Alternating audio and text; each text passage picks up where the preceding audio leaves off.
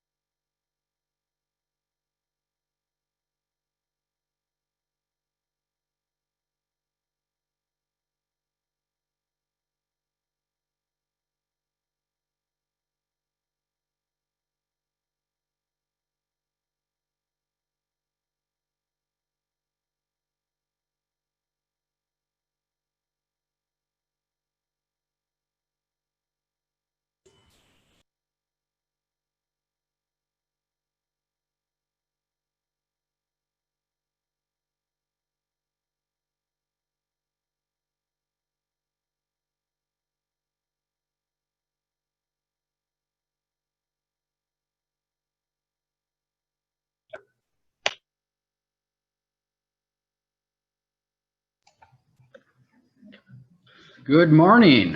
This is Jeff White. I am going to be your trainer today for the FlexMLS Super Bootcamp class.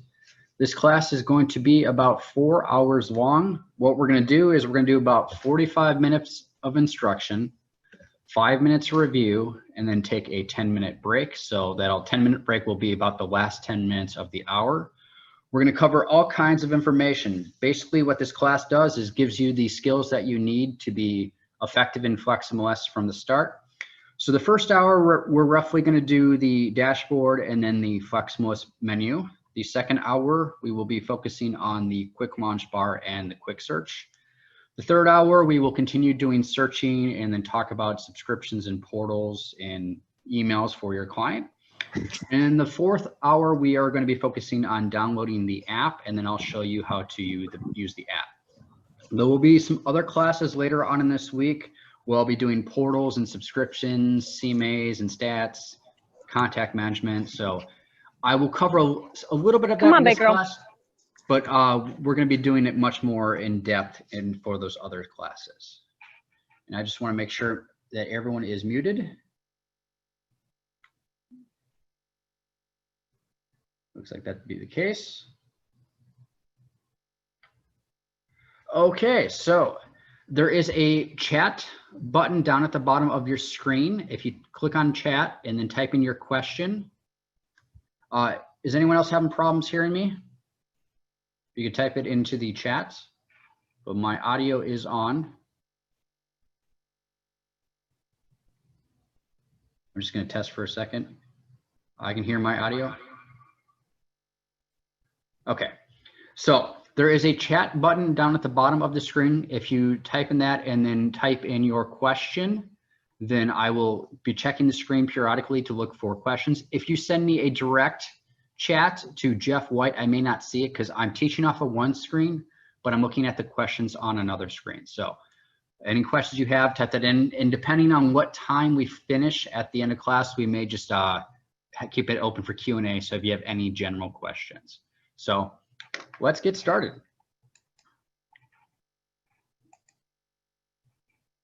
Okay, so the first thing that I'm going to focus on is going to be the dashboard. So when you log into FlexMLS, you're brought to this. This is your dashboard. Now, you may notice that there are different dashboards. Yours may say MLS or it may say something different. Watch what happens when I click on MLS, and you'll notice throughout the system, you'll see these down arrows or chevrons. These mean you have more options. So if I click on this, I will see things like MLS or home. This is the MLS dashboard. If I go to home, the dashboard changes. So what we're going to focus on is customizing these dashboards and then creating our own dashboards in the next hour. So I'm going to return back to the MLS one. And I'm just going to check out something real quickly. Okay. So your MLS dashboard, this is something that you would not change. We're going to focus on creating a new one. The reason I'm checking these three dots is there's usually an option called settings. So there's an MLS and home. So we're going to focus on the home one. Now, the difference between the dashboards is just you get to customize what gadget you see, how many gadgets you see, and then the size of the gadgets. So you'll notice that this one has 3 columns right here. Whereas if I were to switch over to the home dashboard, I'll notice that columns take up 2, these gadgets take up 2 columns, and this one takes up just 1. So what I'm going to do is I'm going to add an entirely new dashboard, and then we're going to work on customizing that. And again, if you have any questions at any point, type them into the chat box, and I'll periodically look over at that screen and I can answer them while we're doing this. So I'm going to click on my customize. And as I said before, you'll notice there's a down arrow or chevron throughout the system. That means when you click on it, you get more options. I'm going to go to customize and I'm going to click on add dashboards. So you'll be given an option, things like blank, classic, contacts, home, market stats, MLS, and searches. And then the one I really like though is the blank. This is where you can customize it as much as you like, and I will be doing that later on in this hour. But probably you're going to be working with a home one, so I'm just going to add this dashboard just so I know it's nice and fresh, it's clean, hasn't had any changes. Okay, so I've done that, and what I'm looking at now is these gadgets. These gadgets are these rectangular shapes, and each one, as long as you're not on the MLS dashboard, can be customized. The one that's called MLS is provided by default. How things work in FlexMLS is you're provided a lot of default templates for things that you cannot change, but you can create a new version of it, which we will be doing in this class. Okay, so this contacts gadget. If I want to customize this or any other gadget, what I'm going to focus on is I'm going to go to the upper right corner of the gadget and click on the 3 dots. The 3 dots is like the same thing as the down arrow or chevron. It means more options. And what I'm looking for is settings right here, settings. And when I go to settings, it allows me to show which columns that I want to see on this dashboard. So right now it says listings, last match, and listings to approve. Now listings to approve, that only is valid if you have the preview button turned on when you're saving a search. We'll talk about that in around the 3rd hour of the class.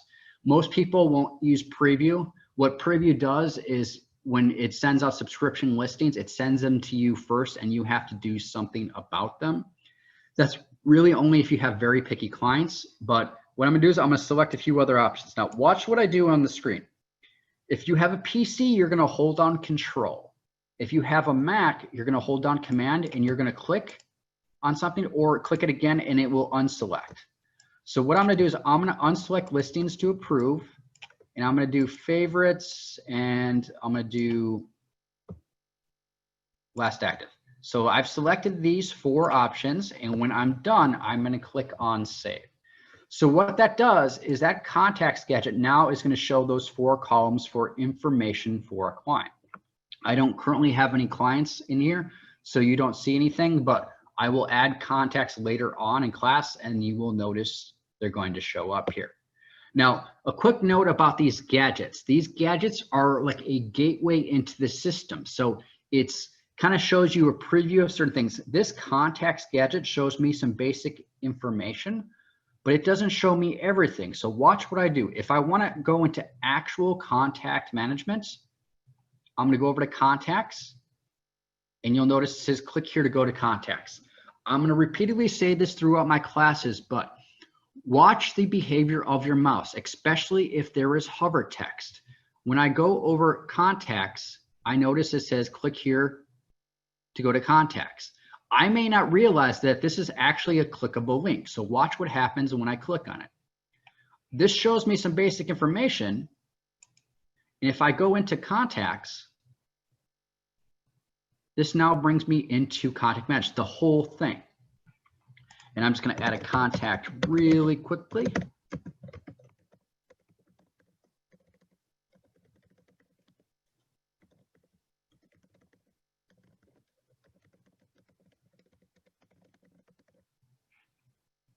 So I've added a contact quickly. And if I click on FlexMLS right here, this is going to return me back to my default dashboard. And right now you'll notice, wait, I was just on the home one. What happened? Well, your MLS is your default dashboard. So what I'm going to do is I'm going to switch over to the second home that I did. And if you want to change your dashboard that you've created, that you've customized to be your default, meaning every time you return back to the home, the default, I'm going to go to customize right here, and I'm going to click on make default. So the next time I go into something and come back, it's going to bring me back here. I'll show you what I mean. I'm going to click on the hot sheet really quickly. And if I wanted to return back to my default dashboard, I'm going to go up to that FlexMLS, and you'll notice here, there's hover text, return to dashboard. So throughout the system, pay attention to your mouse behavior, mouse pointer, because right now it has a finger. This tells me I can click and go somewhere, whereas normally it would be an arrow. And if I'm hovering over something and it says text, that text will tell you valuable information, especially when you're searching. There's so much functionality in the system you may not be aware of, because unless you're reading the hover text, you would not know. Okay, so we've customized this context gadget, and now you see I have information about Luke Skywalker. I haven't done anything with him yet. There's been no search or subscription. That's why I don't see any information. But later on in class, we will be saving a search and subscription for him. So if I click on his name though, notice what it says, edit this contact. This is that hover text again that tells you information. So if I go click on that, it'll bring me into contact management, but it will specifically bring me into his contact record. So if I need to edit any information, add more stuff, that's how that's going to work. Like I did before, if I want to return back to my default dashboard, I'm going to click on the FlexMLS. I wouldn't use the back buttons. Chrome seems to be pretty good with the back button, but other browsers, FlexMLS is not a standalone software. It's a website that is supposed to work across all browsers, but all browsers work differently. Some browsers, they just handle things differently, and going back might just not work. So if you're using the FlexMLS button, this really right now should be kind of considered your home button.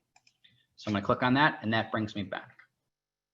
And you'll notice throughout class, and we'll talk about this more in the second hour, but I'm going to be using the quick launch to do a lot of things in the system. Between like these functions right here, there's so much that you're able to do that it's just a lot faster. Okay, so the next thing we're going to focus on is the new search gadget. Now this new search gadget, the same thing that we did with contacts. If I want to customize this, I'm going to go to the three dots and click on settings. Now you'll notice it just says 1-residential. I'm like, well, I want to search for land properties and something else. So I'm going to click on the three dots and click on settings.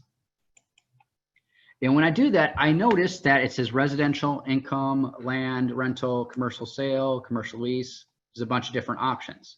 Now, like I said before, if you want to select multiple options, use your finger, hold down Control, or if you have a Mac, Command, and then click or unclick to add more options. So I'm going to do residential, land, and rental.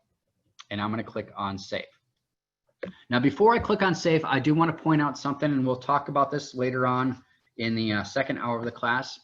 This 1-residential isn't the be-all of residential searches.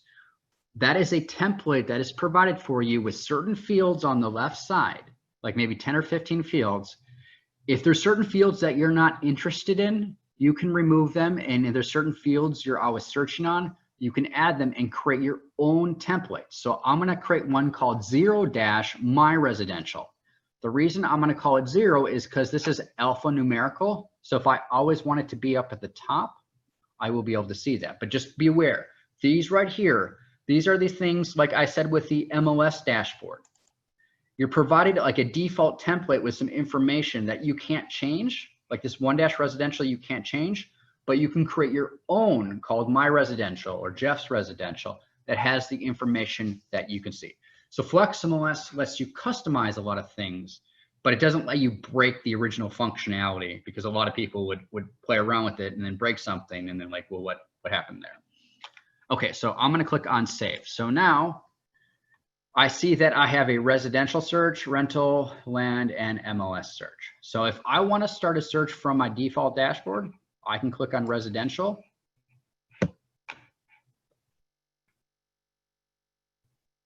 And that will start me with a residential search. And remember I said the residential, that's that default one with these options. In the second hour, we're gonna remove some stuff, we're gonna add some stuff and then save it. So every time we do a search, we see the information that we wanna see. A lot of people, they're always having to come here and add things like common amenities, or they're having to add construction. So they've added these fields, but the problem is when you start a 1-residential search again, these two detail groups, these two things go away the next time I do this. Watch, I go to quick search and those are now gone. So I'm tired of always having to look for things. I want to create my own search on the left side, which we will do in the second hour. The purposes of my class is I may preview something and then we'll come back to an hour later. I'm trying to build your knowledge of the system. So everything, repeats back on itself. So you start to understand how things work. Okay, we're going to go back to our default dashboard by clicking on FlexMLS. So that is the new search option. I do land in.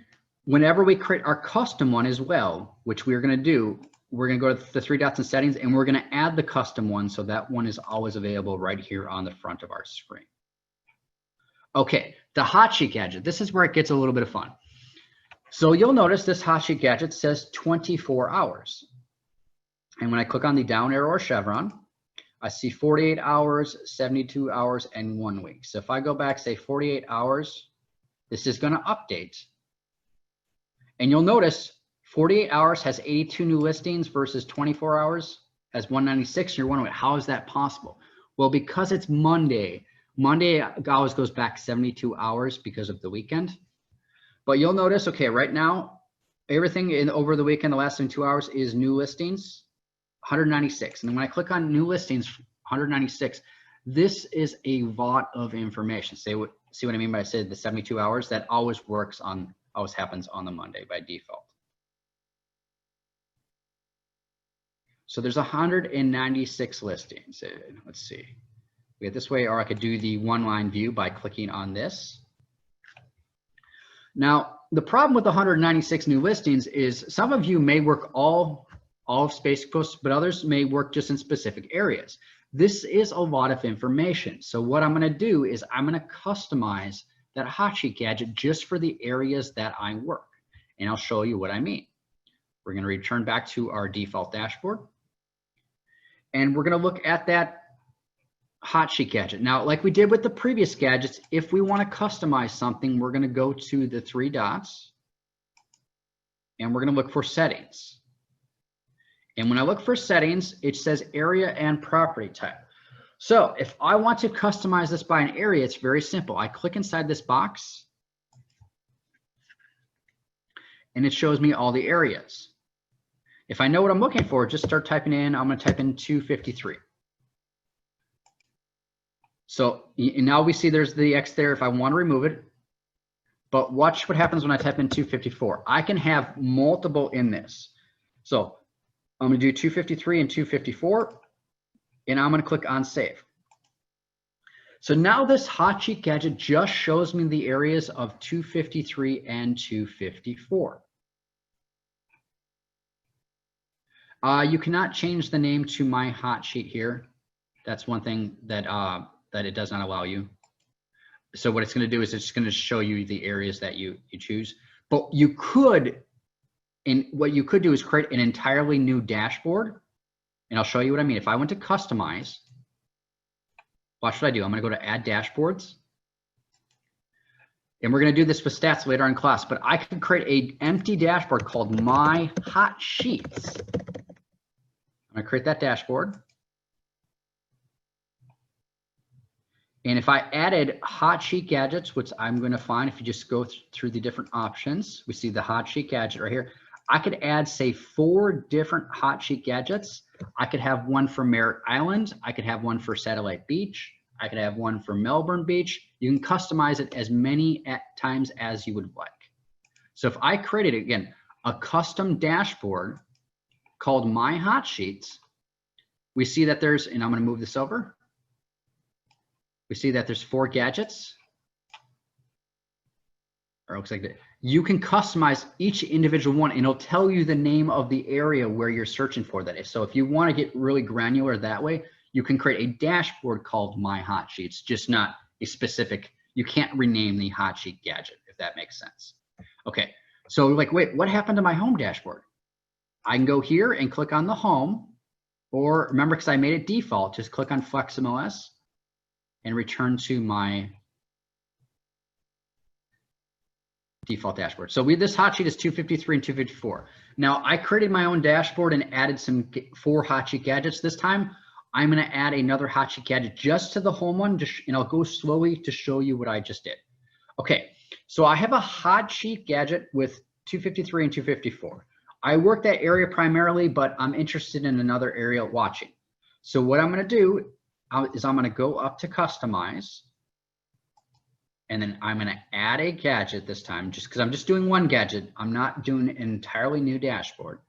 I'm going to add a gadget. And it says, if you don't know what you're looking for, just start clicking through things. It's not in contacts. It's in, okay, it's in daily. And it says hot sheet is already on this dashboard. That's fine. We have one there for the area 253 and 254, but I want to add another one for a different area. So I'm going to add another hot sheet gadget. And once it's been added, we're just going to go to the upper right corner, click on Return to Dashboard. And anytime you add a new gadget, it's going to be down at the bottom. So I'm going to scroll down at the bottom and watch my mouse. You notice right now that there's just an arrow. If it suddenly changes to 4 directionals, this is telling you, and read the hover text, drag to rearrange the gadgets. I'm going to hold my left mouse button down and I'm going to move this up. So I now have this hot sheet gadget, and I'm actually going to move it over to the right above my saved searches. And then this hot sheet gadget. Now, when it just says hot sheet, this means everything in Space Coast, everything in the MLS, where this one tells me exactly where I customized it. So I'm going to customize this one by going up to hot sheet, click on settings, and okay, I'll click inside the box for area. And this time, let's see, I'll do Canaveral Groves. I actually own an acre of land in Canaveral Groves. And I'm going to do vacant land. And I'm going to click on save. So we have one hot sheet gadget for the areas I primarily do, say residential, and then one for land. And 24 hours, let's see anything in the last week.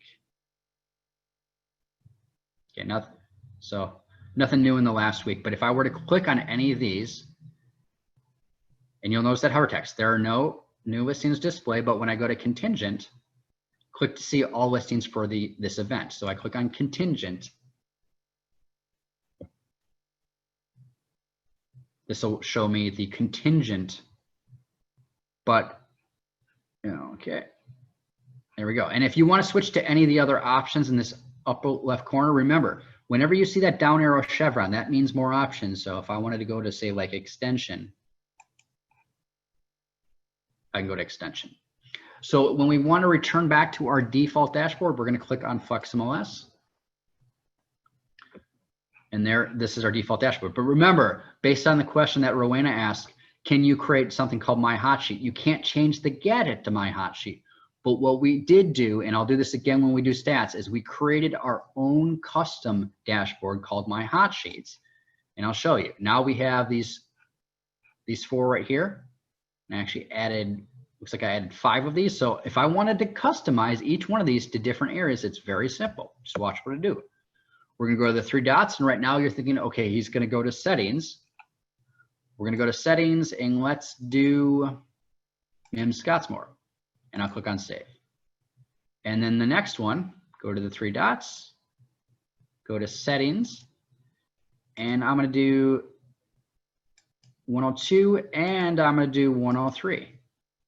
And it's going to tell you right up at the top. So you see what I mean? You can have hot sheets and break them down because this is such a large geographic area. It makes sense to have your custom hot sheets if you want to watch those things.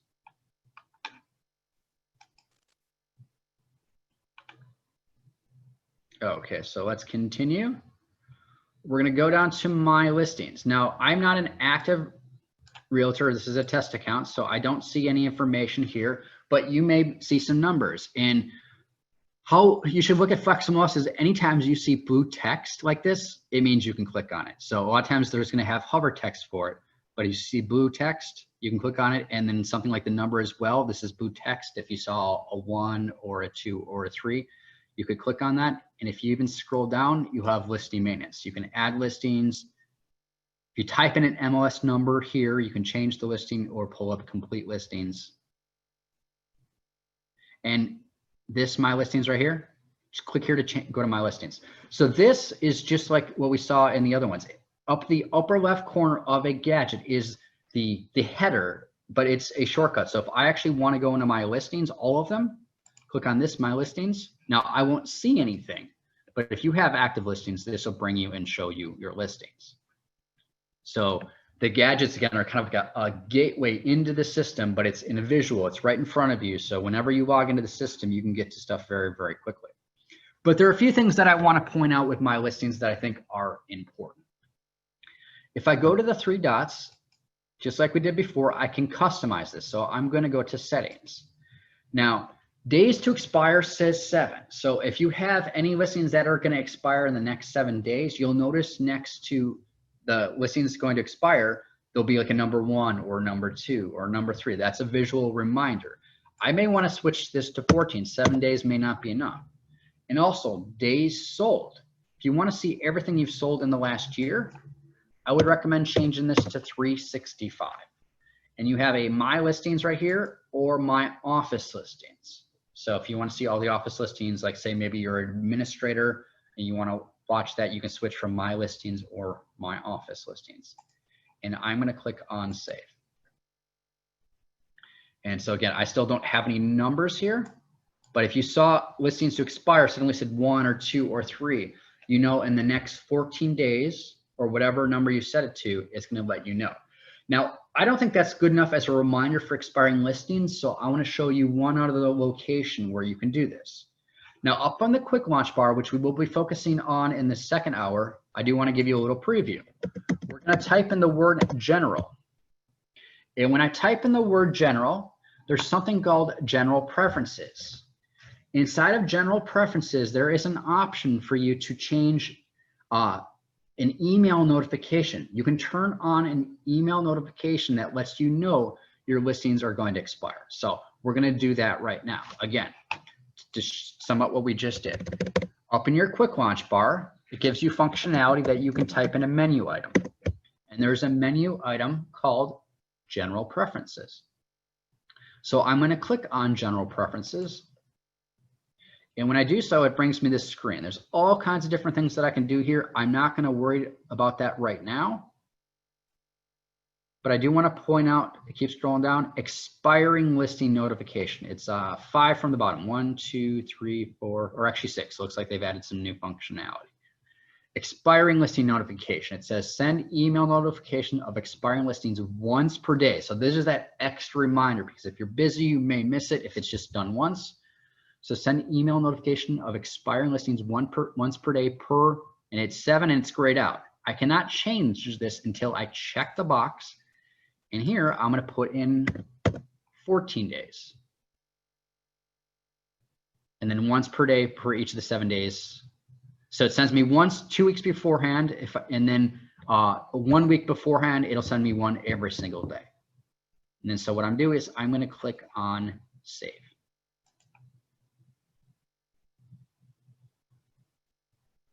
And so now I'm going to get that email notification about my expiring listings. Let's do that one more time. So what we're talking about is This My Listings gadget does give you the listings to expire, and you might see number 1 or 2, but that's not very obvious, because if you're using the system on and doing other things, you may miss just a number here that says 1 or 2. So we're going to utilize the functionality of the system to send an email. To do that, we're going to go up to our quick launch bar. I'm going to type in the word general, because there is a menu item called General Preferences. I'm going to click on General Preferences. I'm going to scroll down, and it's 6th from the bottom. Expiring listing notification. You are going to be unchecked by default. If you want to use this, you check the box, put in the number of days that you would like, and click on Save. This time we'll just do 7. And the reason the text changes is because more than 7 days, it'll just send it that once on that date. And then once it becomes 7 days, it'll do it every day. Click on Save. Okay, so that right there focuses on the My Listings gadget. Keep scrolling down. Now the Save Searches gadget, if I go to the 3 dots, same thing like we did before, we're going to customize this by going to Settings. I'm going to go to Settings, and it says number of searches max 100. If you have a lot of searches, you can see all of them, and there's going to be a scroll bar, or all of them up to 100. You can order by the name or last update, personal preference, and it shows all searches or only favorite searches. I'm going to switch this to only favorites, and I'm going to show you why. Now, it's personal preference, but I like to switch to only favorites. The reason being is, remember we saw in the previous gadgets, the upper left corner of the gadget, that is the functionality, that's the link that goes into full functionality. The gadget's just the gateway. But if I want to pull up all of my saved searches, I can click on this right here and go into that if I have any saved searches. But what I'm going to use that gadget for is kind of like the shortcut. And so what I mean by that is I can save searches as favorites, and then so they'll be right up front. So what I mean by that is right here, I can have 4 or 5 searches. Like I always do a lot of business in, say, Titusville or Satellite Beach. And I'm tired of always having to go in and type in Titusville or Satellite Beach. So I want to save a search, a favorite search that already has that information filled in. And so how do I do that? It's just simple. We'll start a residential search.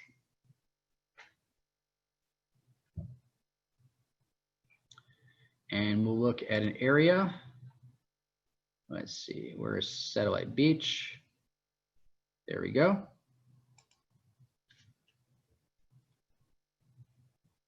So maybe I'm always doing a lot of business in Satellite Beach. So what I want to do is I want to save this. I'm going to go Save. So this is already filled in. Click on Save, Save Search. But the key thing to pay attention to here is when you have that pop-up for saving the search, in the upper right corner, there's something that says Mark as Favorite. So when I mark searches as favorite, that's not for my client, that's stuff for me. So I'm just going to call this Sat Beach, or say North Sat Beach. So I know exactly what it is. So this is already selected. Now this can be an area, this could be condo names, it could be whatever you want. But when I save this, what's great about it is a favorite. And I've customized, instead of seeing all hundreds of my searches right here, I'm just showing my favorites, and I'll show you what I did again with that. We went to the 3 dots, went to Settings. I'm just showing the favorites so I can have them right in front. So every time I log in, I want to see, oh, what's going on in North Sat Beach? Residential. Click on it. And now, if you go to the Edit Search tab, you'll notice that that is already filled in. So the favorite searches kind of become templates. Now, pay close attention to this. If I end up using this for a client, let's say we put in bedrooms of 3 bedrooms and we do 3 total baths. So let's say this, and we'll obviously have some other search parameters. If I was to save this for a client, when I go up to save, just be careful that you save this as a new. You don't want to save over your original template.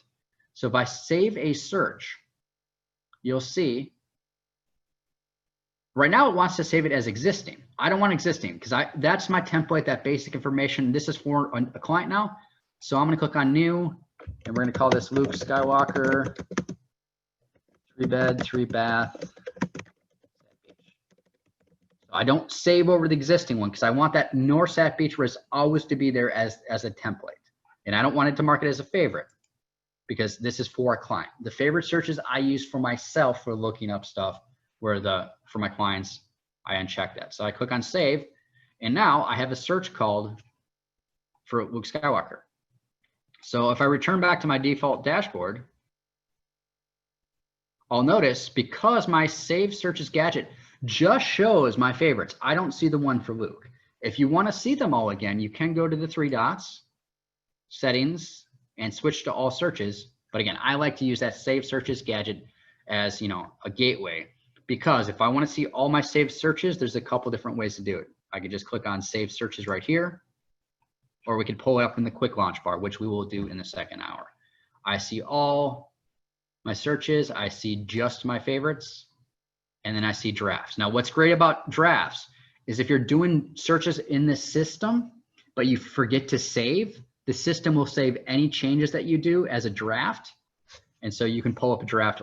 So you, like, maybe you answer the phone call and you actually close out of what you're working on. I'm like, oh crap, how do I get back into that search? You can always find draft searches here and up in the quick launch bar, which again, we'll cover in the next hour.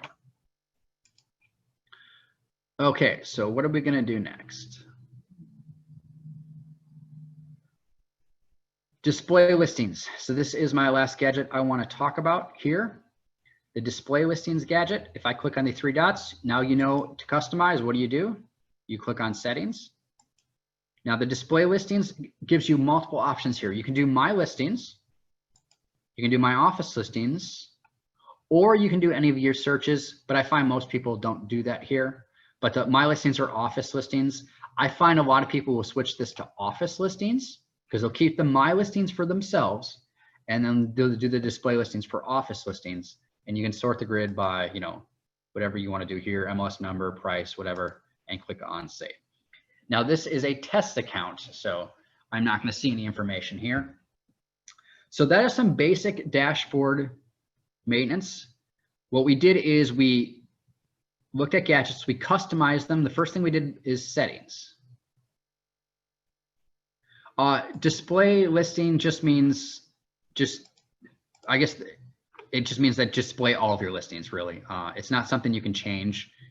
It doesn't necessarily make a lot of sense now. It would be nice if you could customize these headers, but for this you cannot.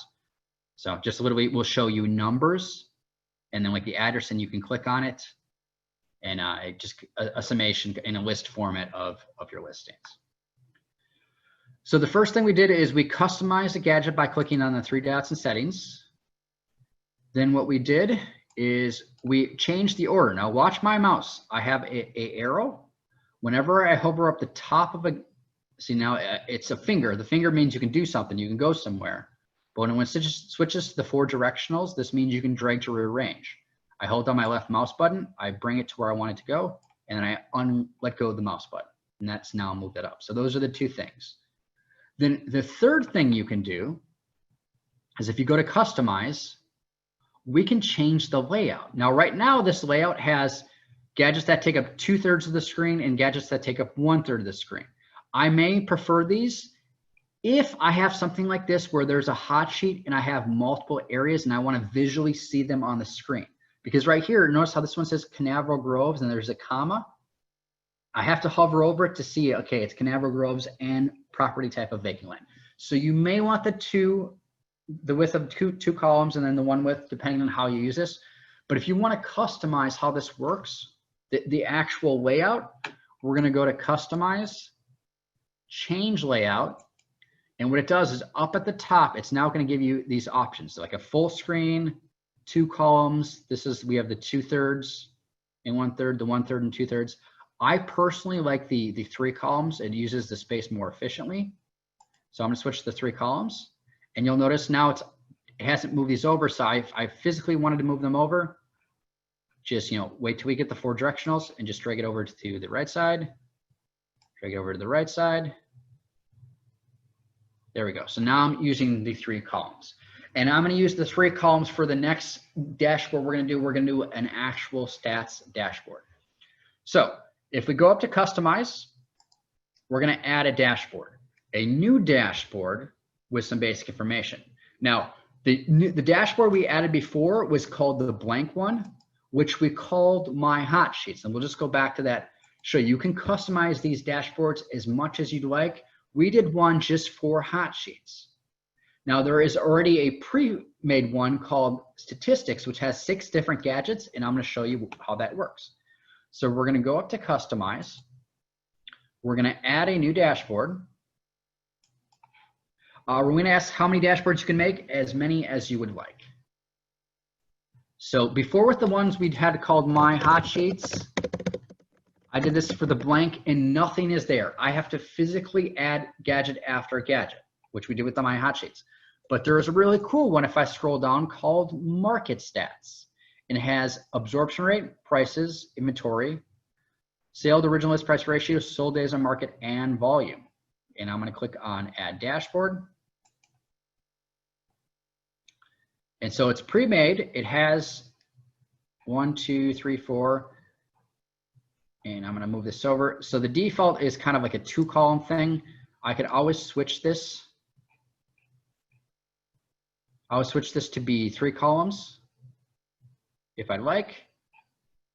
But let's focus on the different gadgets. Now, absorption rate. Absorption rate gadget. So absorption rate is basically the number of months it would take for all inventory to be bought up if no new inventory. So you've been roughly from about 3.3 to around 3.1 the entire year. So this is a seller's market. You generally say 0 to 4, 0 to 5 is a seller's market. I mean, it's preferable to the seller. 4 to 5 or 5 to 6 is a neutral market. And then 5 or 6 months up would be a buyer's market, where it's more preferable to the buyer because the inventory isn't going as quickly, so they get usually a better price. Now, this is great and interesting for all of Space Coast, but the problem with the board with such a large geographic area is you don't really get any granularity. Same with inventory. It's just basically 4,000 the entire time for active listings. So if you want to see this for a certain area, that gives you more stats, like the sale to originalized price ratio. It's all between 95 to 96. You have a very, very stable market here. But what if I want to see what's going on in Satellite Beach?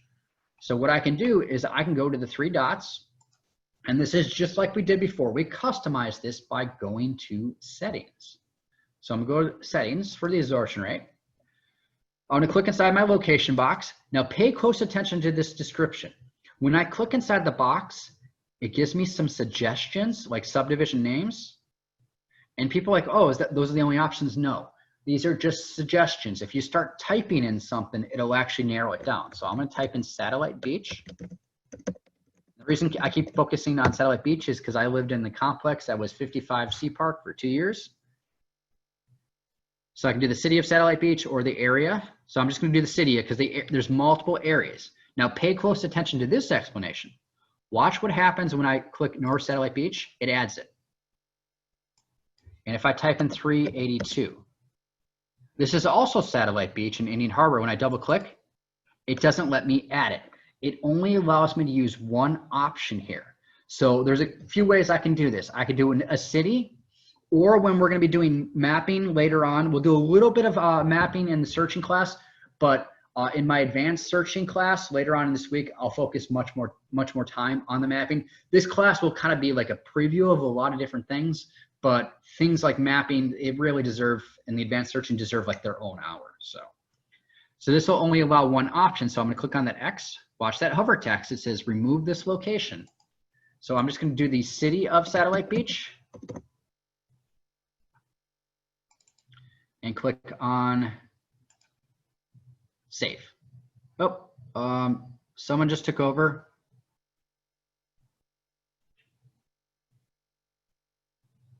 Can my screen be shared again?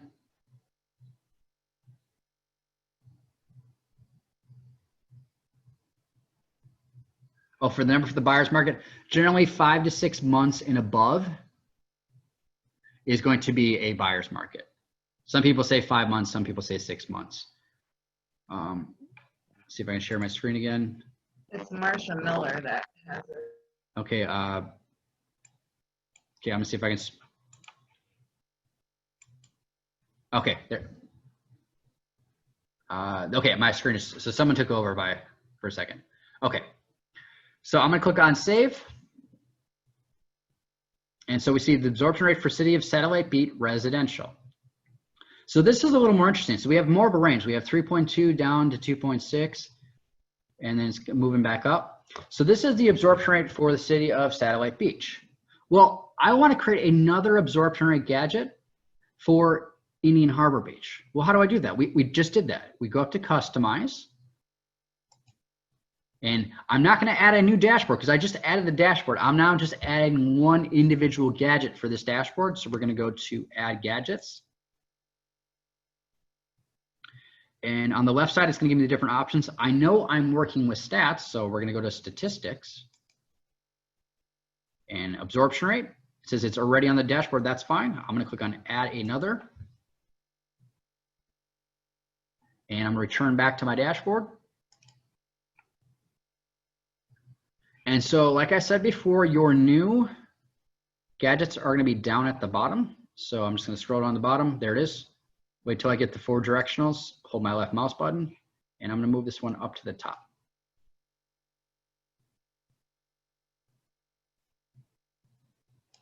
Nope, almost. There we go.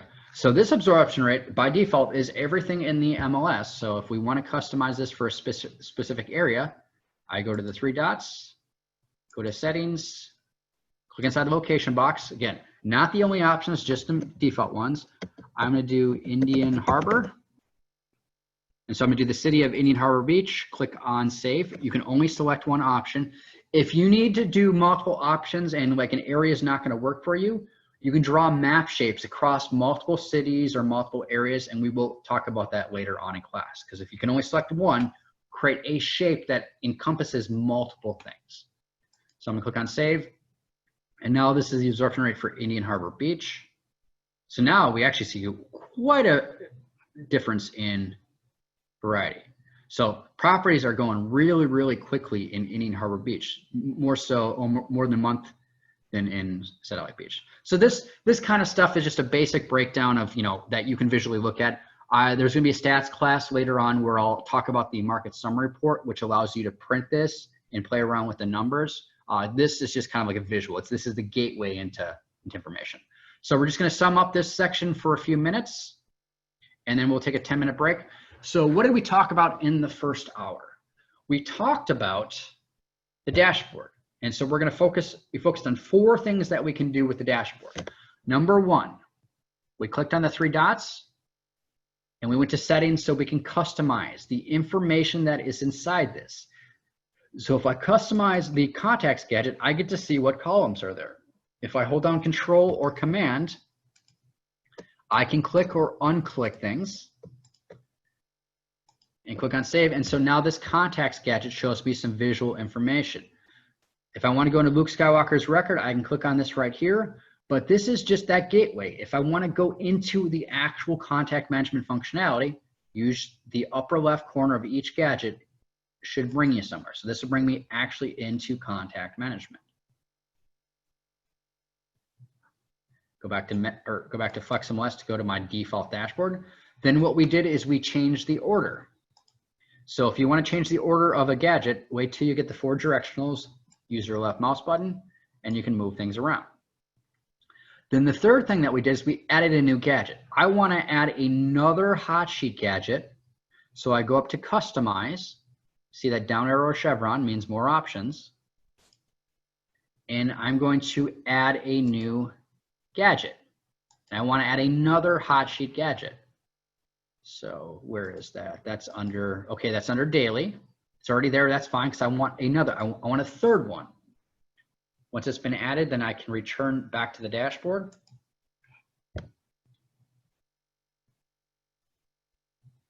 And it's going to be down at the bottom. I'm not going to move it up this time. I'm just going to go to the 3 dots. We'll go to settings. And this time we'll do area of West Cocoa. And click on save. So now I have 3 different hot sheet gadgets, all in different areas in the Space Coast. And then the 4th thing that we did is we went up to customize and we added a new dashboard. We added 2 new dashboards. We added one called My Hot Sheets, which is just hot sheets. And so, but for different breakdowns of different areas. And then we added one called Market Stats, which is a pre-made dashboard, has these 6 gadgets: absorption rate, prices, inventory, volume, sale to original list price ratio, and sold days on market. And then I showed you, just like we did before, we customize these gadgets for a certain area. So I have an absorption rate for Satellite Beach, and I have an absorption rate for Indian Harbor Beach. Okay, so we're gonna take a 10-minute break. Please get some coffee, get up, use the restroom. I really wanna make sure you utilize these breaks because I know I throw a lot of information at you, and then we will start up again at 10 o'clock with some quick launch and some quick searching. So I'm actually gonna mute myself and stop sharing the screen for the next 10 minutes.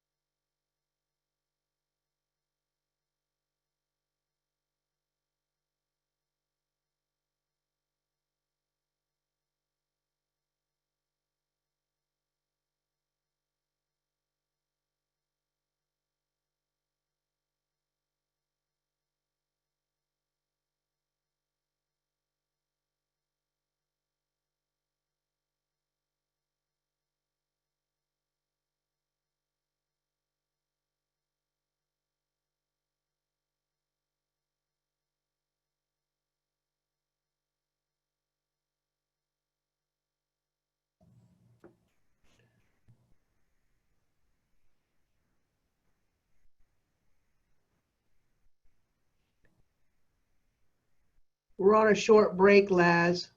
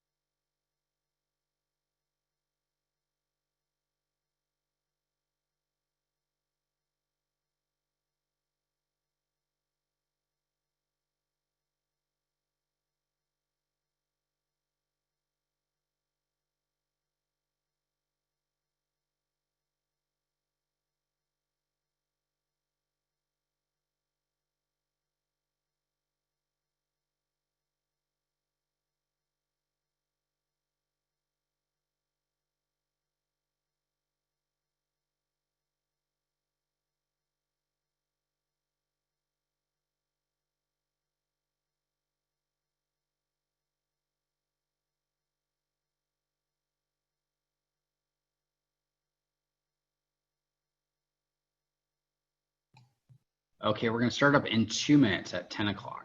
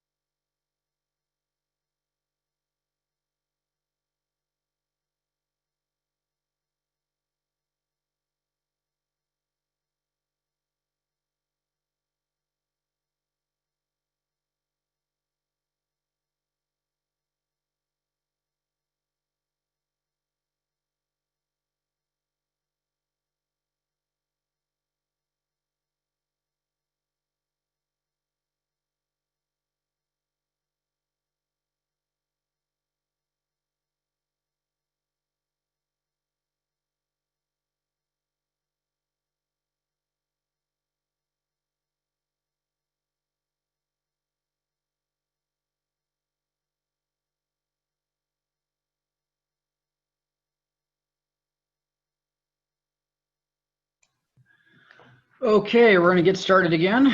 So the first hour we covered the dashboard, and then the second hour we're gonna be focusing on the quick launch and quick searches.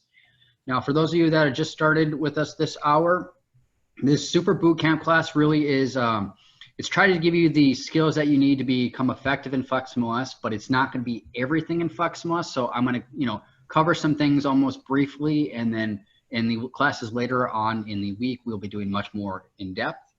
But this next hour is going to be focusing on the quick launch and the quick search. So what is the quick launch? Well, the quick launch is right here. It's this box that says enter an address, city, zip, MLS number, or contract. There's a bunch of things you can do in this, and so we're going to go through them step by step. And I do want to thank the people who are sharing their videos. It's a lot easier to teach online when I can actually look at people, as opposed to, the training remotely it can be a challenge. My classes normally are always hands-on. For those of you who have taken my classes a couple years ago when I did them here, we might have 100 people in the room, and I'd walk around, and I wanted to make sure you walked away with actual things accomplished in the class. So remote kind of makes it a challenge. But if you do have questions, there's a chat button down at the bottom. Okay, so this enter an address, city, zip. This box is what is called the quick launch bar. And when I click inside of it, I don't type anything, I just click it. You'll notice it does recent searches, and it shows me some history. Now this draft search, if you see any drafts, these are the things that, like I showed in the save searches, which we'll come to a little bit. If you're working on a search, you actually select some parameters, but you forget to save it. You answer a phone call, or you accidentally close your browser, you can find drafts here. But what we're going to be focusing on is how to type in information here so you can use the system efficiently.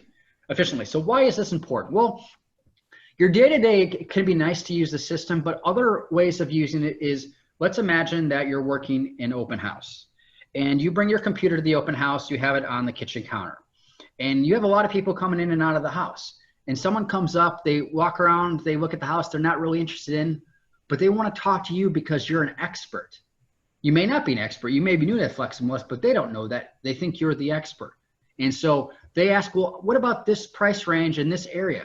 Well, you can type that information in quickly and then get them a saved search or an email so you can follow up with them later. So a lot of the training this week will be, how do you use the system effectively when you don't have a lot of time, or you want to show that you're competent and comfortable with the system. When I teach a lot of realtors, and the reason I do this hands-on normally, is because I'll teach someone something, but if they're not comfortable enough to use it the next day with clients, they won't use it. So that's what I'm showing you, is practical examples throughout this week on how to do stuff. And I'll show you how you can do a search from the quick launch and then go right into save it, or whatever you want to do. So when we click inside the quick launch, it gives us some information if we don't type anything. But what we're going to do is we're actually going to type in 6 different things here, and we can pull up like listings, addresses, that kind of thing. So the number one thing we're going to do, and for those of you at home taking notes, the number one thing is an MLS number. Number one thing is an MLS number. And I'll just give you a second to write that down. And when I give you actual examples, write down those exact examples so you know how this works. So I'm going to type in an MLS number. Now I'm going to type in 839-981. So I type in an MLS number and I see there's the MLS number. Now, you'll also notice that there's one in St. John's. This is because you are data sharing. I believe that would be from, is it Northeast Florida or Daytona Beach? They just happen to use the same MLS numbers. So be very careful what you're looking for. But I have an MLS number. So what would be an example of this? You know, you're with a client and they give you an MLS number. You want to pull that up. You can click on this, or you can open it up into a new tab. I'm going to open this up into a new tab. So watch what happens. I don't lose the work that I'm doing on the original tab, right here. So I open this up into a new tab. You can have as many tabs open as you would like. So that's a cool option with FlexMLS. So I pull up this property by the MLS number, and I can see all the information that I want. So the number one thing we're going to do is let me just close a couple tabs.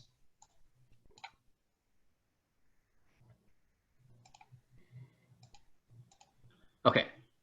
So number one thing you can do is the MLS number. Now number two is an address. Number two is an address. Now pay close attention to this explanation. If you type in an address here, it means it has something for that in the system. It's been listed. So if I do 205 Hacienda Drive, and you'll notice, I'm not even a type in drive. It's already found 3 examples. This means it's been in the system. If for example, I typed in 206 and that's across the street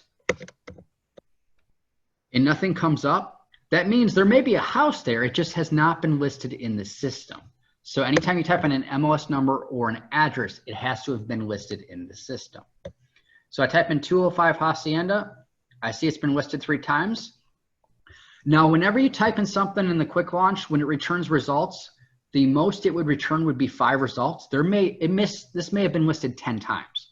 Or, you know, if it's like 55 C Park and there's multiple units, just because it shows you 5 results doesn't mean that's all the results. There could be many more. It just shows you the 5 most recent results that have, you know, been changed. But if I type in 205 Hacienda and I click on this, or I could open up into a new tab like I did before, but we'll just click on this. This will pull up the property. So for example, your client gives you an address of something they want you to look at, or like say you're working that open house and you're at the kitchen counter and say, well, what about, we saw a sign about this property. Can you pull it up?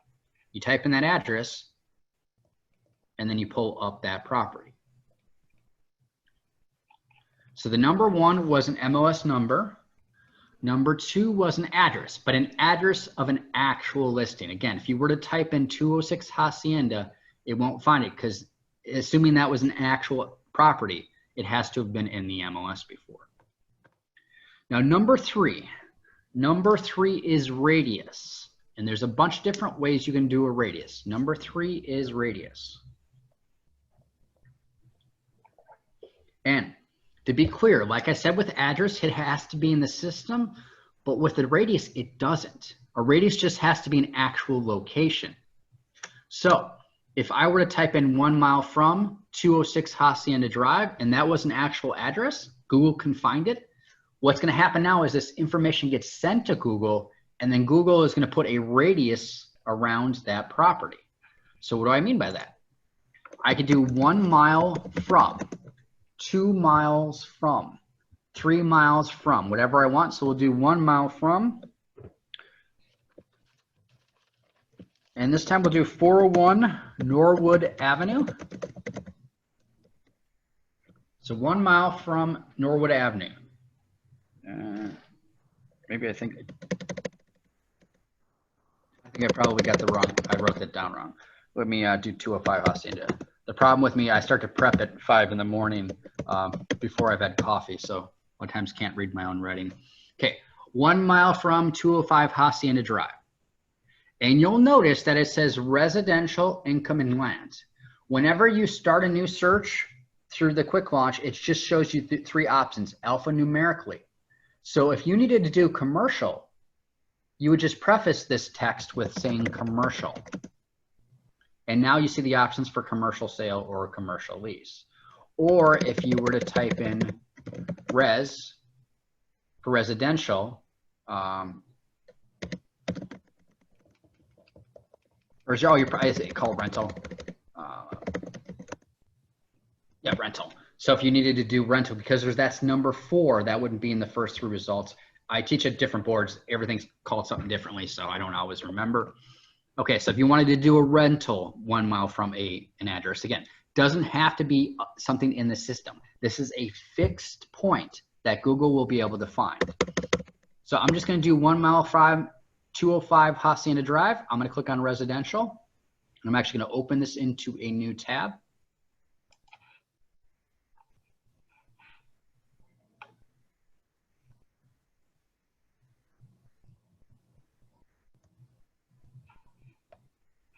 Okay, Ruin asks, can you do a radius from an intersection? Yes, you can. If you just switch to the map tab and you zoom in to a point, the circle, which we will cover later on a little bit, the circle is basically a radius. So yes, you can.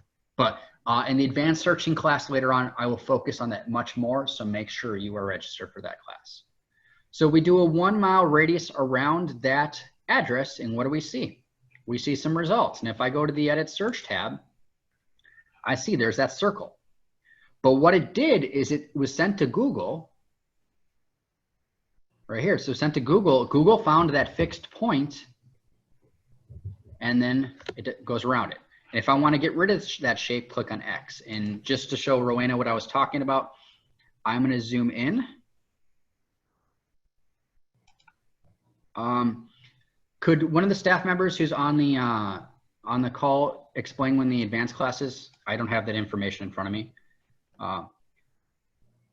So let's say there's a radius, or there's an intersection between Stadium and North Wickham. If you wanted to do this, a radius around this intersection, that's simple. Just go to your circle, click that as your center point. Now watch the numbers on my circle.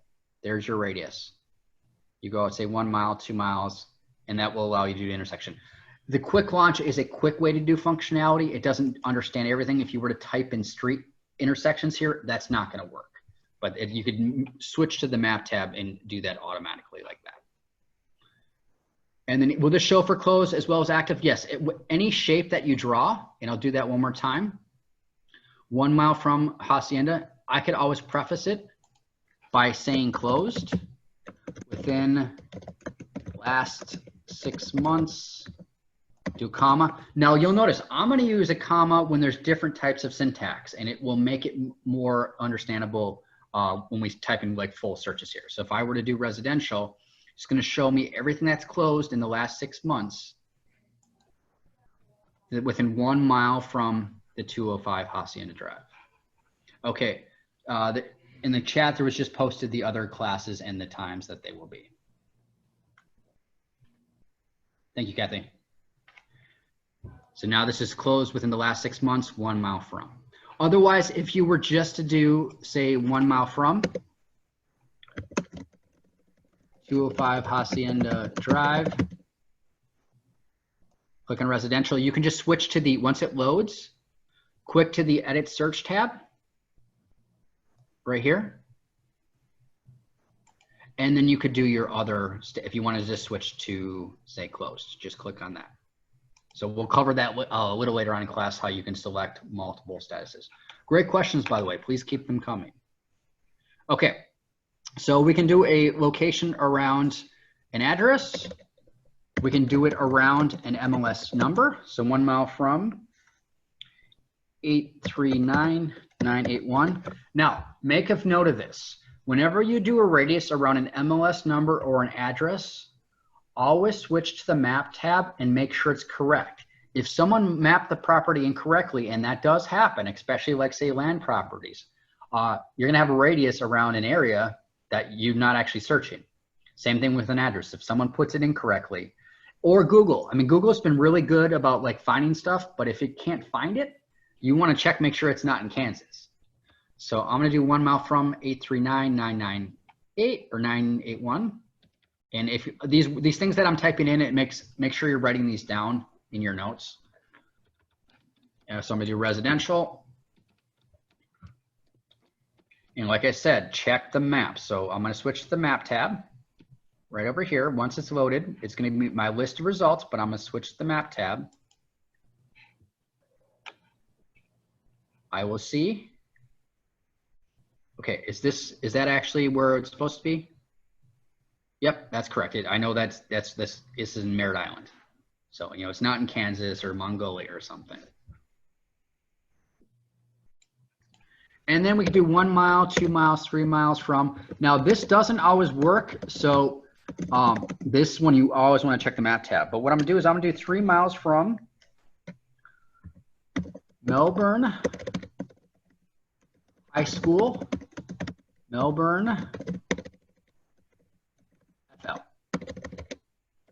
Now, I'm not just doing Melbourne High School because there's gonna be multiple places that have a Melbourne High School. Obviously in Australia, but if you were to do Starbucks, you know, if there's more than one Starbucks location in the city, it's not gonna be able to find it. But if you were to do Starbucks space Palm Shores FL and there's only one, it's gonna do it.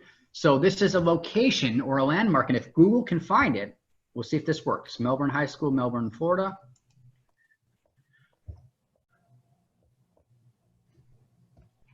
This usually works, but I says always check the map tab to make sure.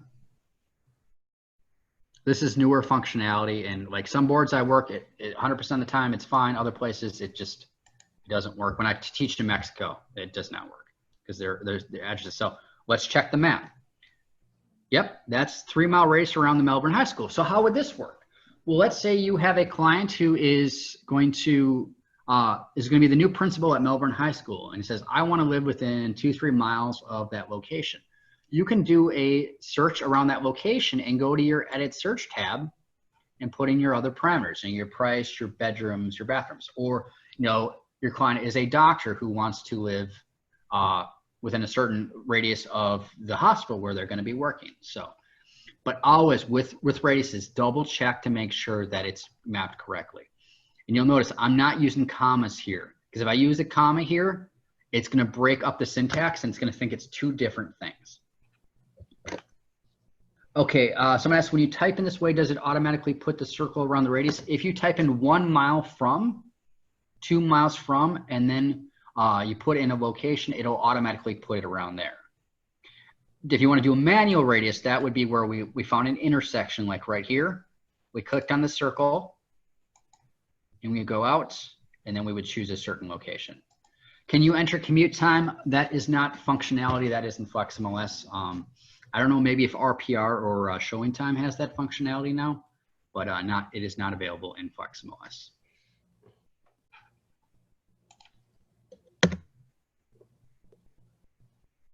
Okay, so that was radius searching. So with radius, we did a MLS number, we did an address, or we did a location. And the location we chose was the high school.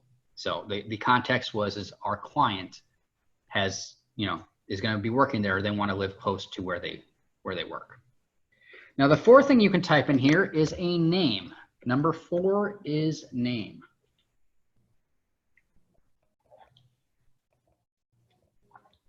And so what do I mean by name? Well, it can be anything in the system. So if I were to type in the name Luke, give it a second to load, what do I see? Well, I see a saved search called Luke Skywalker, 3 bed, 3 bath, Sat Beach. That's the search I did earlier. I see a contact of Luke Skywalker. Then I also see members. Now, like I said before, 5 would be the maximum results coming back in this quick launch. Doesn't mean there's only 5. So there may be 10 or 15 Lukes that are part of the board. So this just shows me 5, probably with the most recent changes to their portal. But if you have a CMA, or you have a saved search, or you have listing collections, all of that information can be pulled up right here from the quick launch bar. So I do, like you'll notice, I do a lot of stuff from the quick launch bar because it's just a really fast way to use the system. So number 4 was name.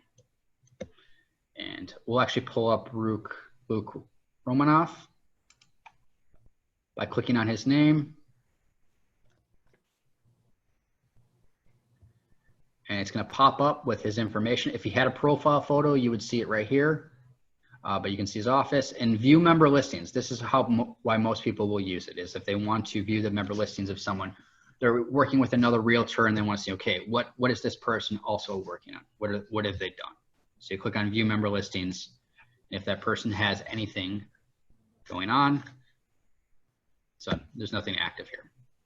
Okay, so number 4 was name. Now number 5 is search. Number 5 is search. Give you a second to write that down. Now these search examples I'm going to type in here, I want you to actually write them down verbatim so you see how this syntax works. When you're doing like real searching through here, if you don't type in things correctly, it's not going to understand what you're saying. And now this is where I'm actually going to use commas, because I'm going to be breaking up the search syntax into different things. So what I mean by that is I'm going to type in land, comma, space. So what I've done is I told the system, okay, I want land, the property type of land. And then I'm going to do 200-300K. And so you'll notice there is no space in between the second number and the K. Now, when we're doing actual searching, where you see start new search, doing actual searching, make sure you look at your output. Your output is in the drop down. Make sure you look at that, because if it doesn't recognize what you're typing, it's not going to be able to find it. And I'm using that comma to break down, okay, first we want land, then we want a price range. So land, comma, space, 200-300K. And then I'm going to do a comma and a space. And I'm going to type in some zip codes. So I'm going to type in 32926. It says, okay, zip code up, so it's found that. I'm going to do a space, 32927. So what I've done is I've typed in land, given it a price range, and given it a couple of zip codes. So I type in this information, I can click on it. I've now started to search with very, very basic information. And I can go up to save or email this at this point.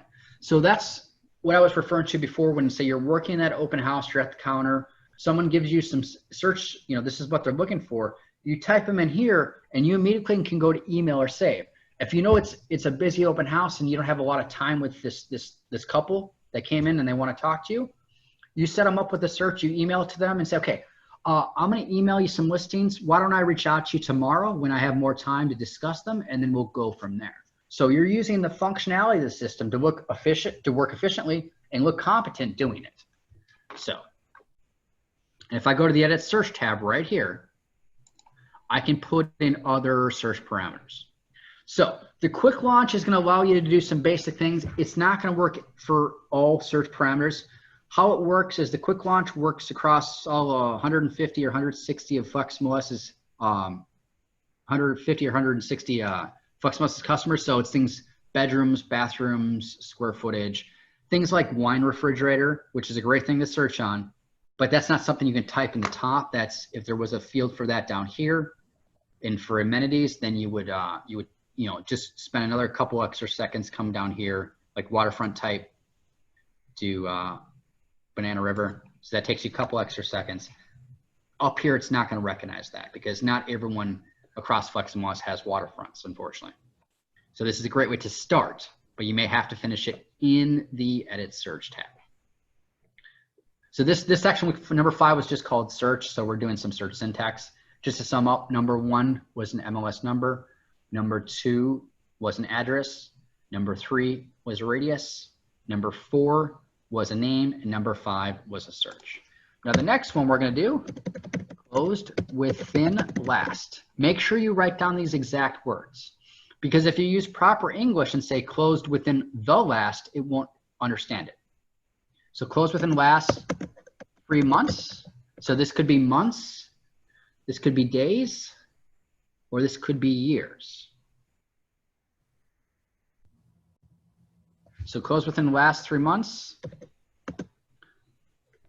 1-1.5 M.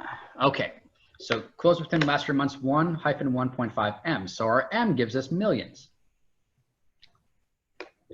So if we read our output, we see it right there. So you're working that open house and someone comes in, it's like, I want to see just everything that's closed in our price range in the last few months. What can I get for between 1 and 1.5 million?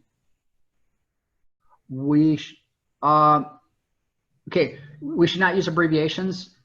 There's certain abbreviations you can use in the quick launch.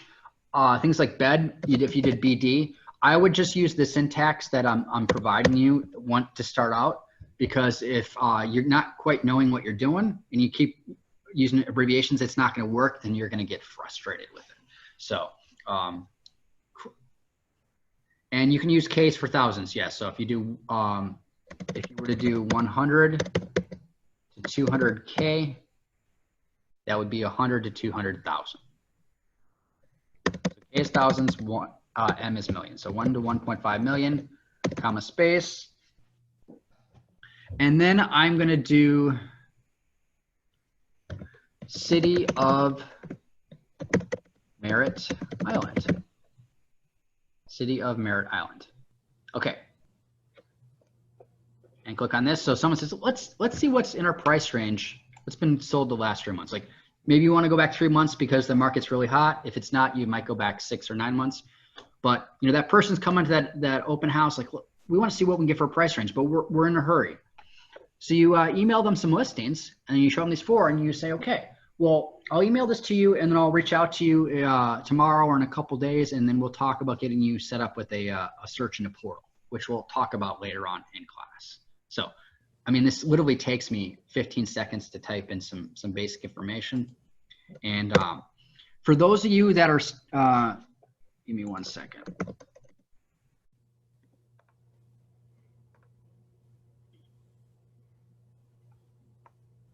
Oh, is there? Okay, you don't have the full search, so it doesn't matter. Okay, just want to verify. So some older boards use something called the full search, and a lot of the reasons for using the quick launch and the quick search is the full search is getting phased out. Okay, so that was syntax, and then let's get really fancy. We're going to do active 300 to 350K, and again, I'm watching that output, the drop down here, to make sure it recognizes it. Because if I do 300, 350, and then have a space between the K, that does work. But watch what happens when I do 300, 350. Like, well, where's my price range? It doesn't know what you're asking it, so you have to use the syntax correctly. Pat asks, can you specify acreage? Unfortunately, acreage does not work up here. Some boards don't even have fields that are like important for acreage. So that'd be one thing that would be cool. Otherwise, you just literally switch to edit search. Where's your acreage field? Is right here. Do 1. That literally took me 10 seconds extra. So you can do it that way. So we're going to do active, and please keep the questions coming. Thank you very much. 300 to 350K. So now we see a price range, so we know it's recognizing it. Then we're going to do 3 to 4 bed. And so we see 3 to 4 bedrooms. We'll do a comma and a space. I'm going to do 2 bath. Now, you'll notice I've just typed in 2 bath, and it says 2+ total baths. If I don't give it a range, the number I type in is the minimum. So 2 bath means 2+. If I were to type in 2-2, then it means it has to be 2 total baths. Read that output to see the difference.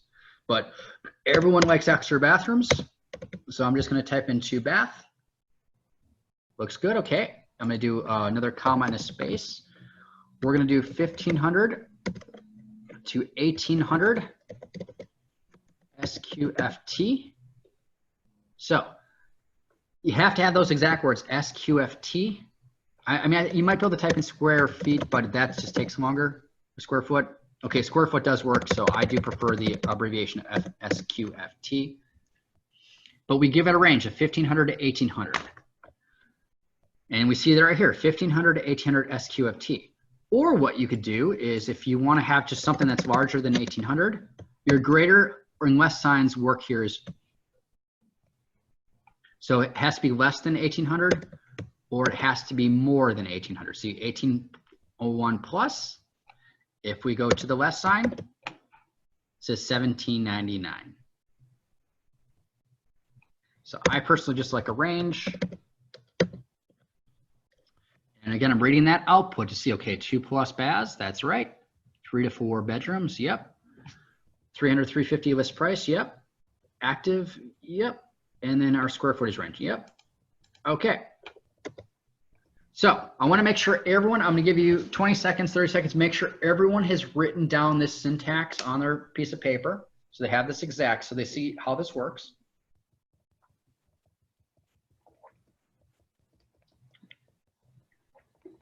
Now, why is this important? Well, what I want you to do is write a comma or type in a comma or write down a comma.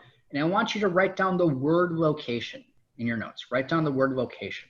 You're not going to type in the location or type in the word location, but I want you to think of location.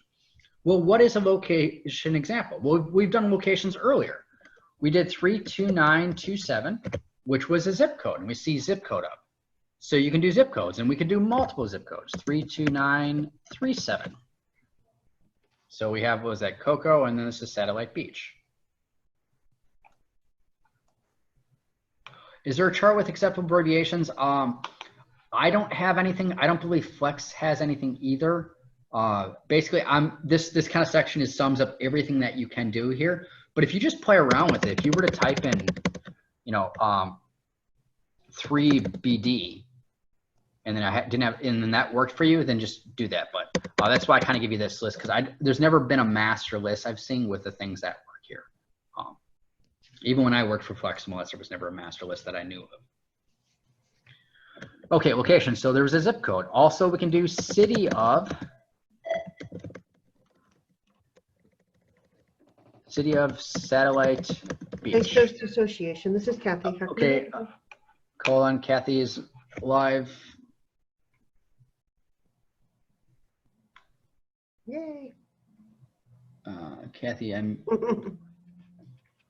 Kathy, can you mute yourself, please? Mm-hmm. Oh.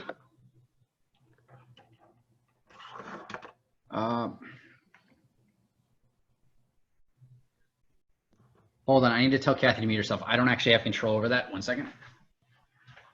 Okay, we've got a class going on right now. Did you want to register for it or to get into it?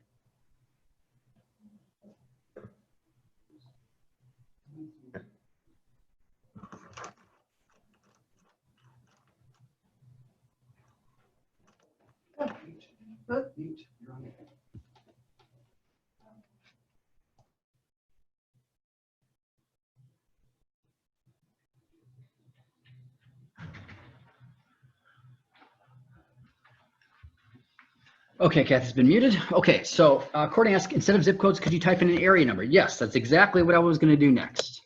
So I do city of Satellite Beach. Or I type in, now I'm going to see if this works just with an area number of 253. I type in 253. Okay, it doesn't recognize it because it doesn't know what it is. So we're going to type in instead area of 253. And that's, we see area of 253 Merritt Island. It has now found it. So so what we have for locations, we have zip code, we have city, so city of, we have area of, and remember number 3, we were doing radiuses. I could type in 1 mile from, 2 miles from, and I could do that city. I could do that MLS number. I could do that address, or I could do a location.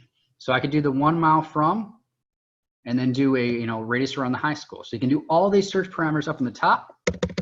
I'm just going to do area of 253 to keep it simple, and we're going to click on this. So this literally would take me about 20 seconds to type in the search.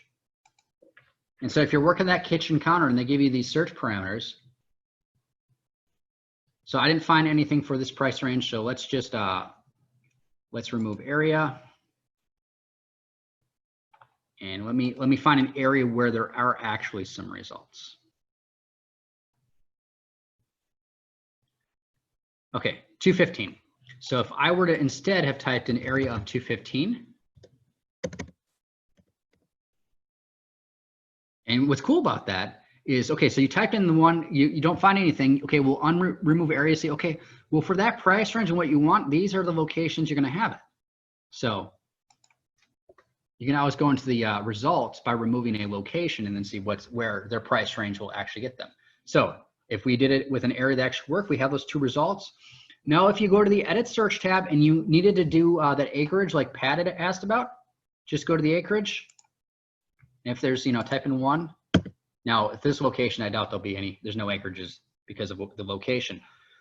But if you do need to type in those other search parameters, it's just going to take you about 10, 15 seconds extra. So really, you can do a full abled search in about 30 seconds. Then you go to save or email for your client. So the quick launch is what it's meant to be. It's a quick way to do stuff, to launch things in the system. It's quite powerful. So check your notes, make sure you have some actual examples for number 5. And then number 6, I'm going to return back to my dashboard by clicking on FlexMLS.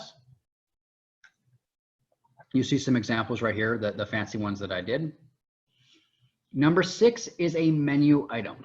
So remember, number 1, we did an MLS number. Number 2, we did an address. Number 3, we did a radius. Number 4, we did a name. Number 5, we did a search, which I give you 3 different sentences with syntax. And then number 6 is a menu item. Number 6 is a menu item. Okay, well, what is a menu item? Well, watch carefully on my screen. Right next to menu, I have some things right here that are defaulted. Usually there's 5 unless you made changes.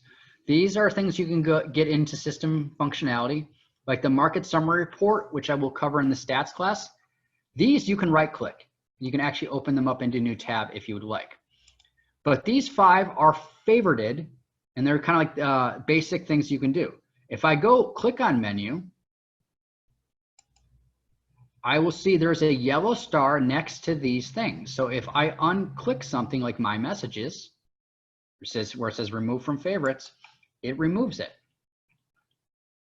And if I add something like full copy, it adds there.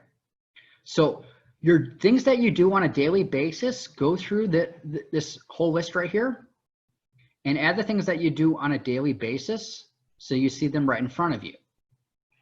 But once you know what things are called, I use the quick launch to pull things up. If I want to pull up something like, say, an opt-in status report, I just type it in and I pull it up. Or let's say I want to pull up IMAP tax info. You can pull it up that way. Let's see, what other ones you have that are important. So you have like agents. Look at all these different products right down here. You could pull them up by typing in the name. Like you may not use Savvy Card or RE Technology every day, but if you just start typing in Savvy, there you go. So that is a menu item. Now, I am going to type in something called OPT, and I want everyone to write this down, OPT, because there's something called an opt-in status report, and this is very important for beginners, and even a lot of advanced users don't realize that this is here and what the purpose of it is. So, and we're going to talk about this more in the third hour, but FlexMLS subscriptions are an opt-in process. What that means is when you send an email to someone with a subscription, they physically have to opt in. They're going to get an email that says, please send me listings. Or if you send them a manual email, by manual email, I mean if you just send some listings to them by doing a search and going to, give me 1 second, going to email, you just email some listings. If they click on that, that opts them in as well. What happened the last couple of years is people started cracking down on spam or trying to, and because FlexMLS sends millions of messages probably every day, what happens is these messages would go into something called spam traps, and then these email providers would identify FlexMLS as a spammer, which is not true. What was happening is realtors were just emailing everyone they ever knew listings, and so it was happening. So to ensure that you have like 99% accuracy on your emails going to your clients, you send them a subscription. They say, yes, please send me these listings, and that will opt them in, saying, yes, it's okay for me to receive listings from FlexMLS. So then their email provider gives you the thumbs up, and then you can send them listings. Now, the opt-in process is good for 13 months. If I set up someone with a subscription, they're going to be good for 13 months. If they click on an email at any point in that 13 months, it's going to extend it for another 13 months. So how do you know where your clients are in the opt-in process? That's what the opt-in status report is for. And so I tell everyone, think of this as a Thursday afternoon or a Friday morning, task. You're literally just checking this once a week. Takes you a couple minutes.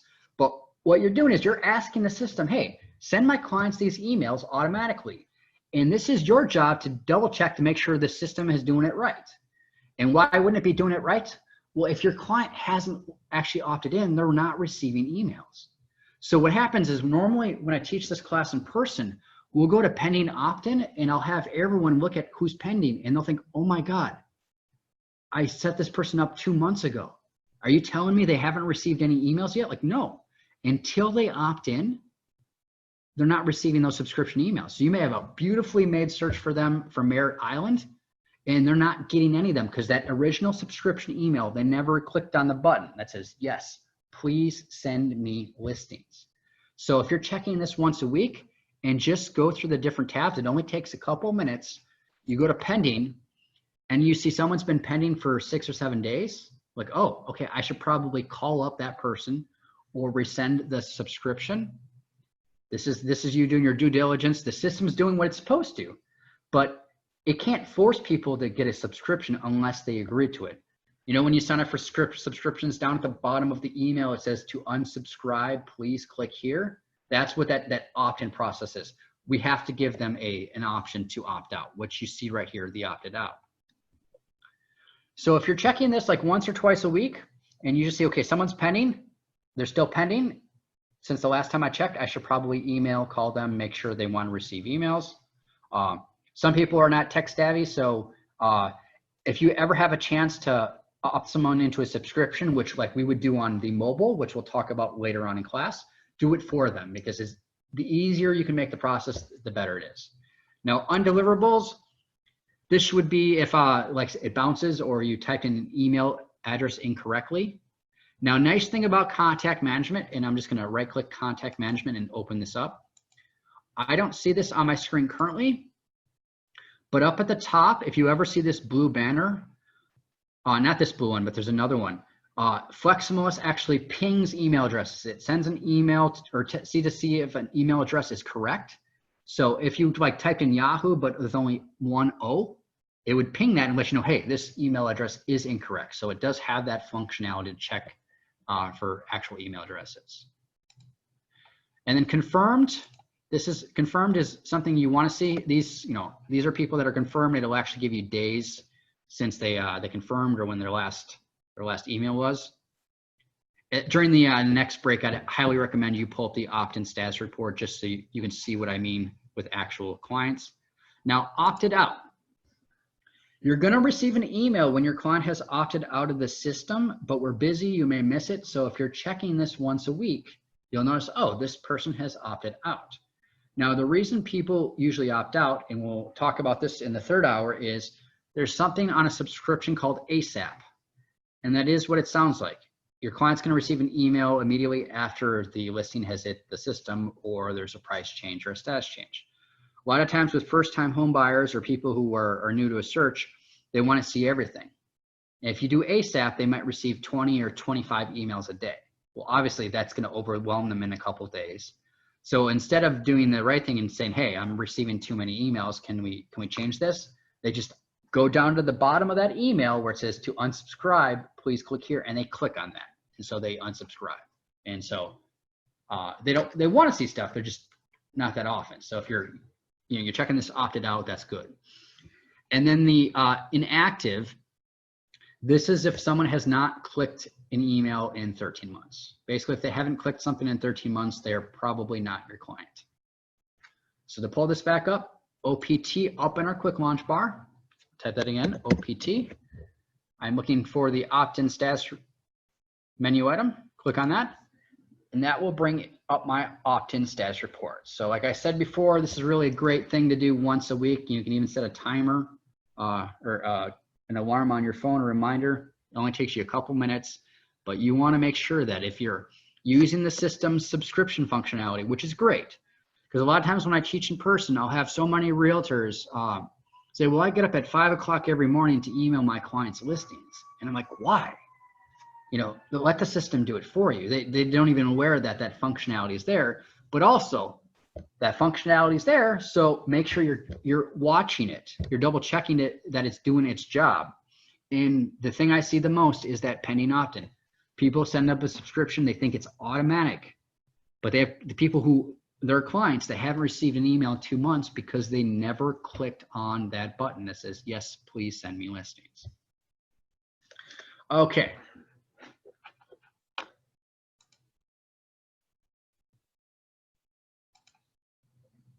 So that is the quick launch. Now I do want to point out one other thing before we do our review. A lot of people will ask, well, hey, how do I do, how do I type in multiple MLS numbers? So watch what happens when I type in one MLS number. I'm going to type in 839981. Okay, it finds it, 839981. Now if I do a comma, 839982, look at your drop down. It doesn't, it thinks it's a list price. You can't type in multiple MLS numbers here in the quick launch. So what you do instead is you type in the word MLS, because there is an MLS number search right here. So if you have multiple MLS numbers, there's an MLS number search. I'm going to click on that. And now I do the 839981, comma, 839982, comma, 839983. So if you have some MLS numbers, an example would be, you know, you see your client and they give you a list of stuff that they found on Zillow or another site, and they hand it to you and they want you to pull up those properties, type in those numbers and click on search.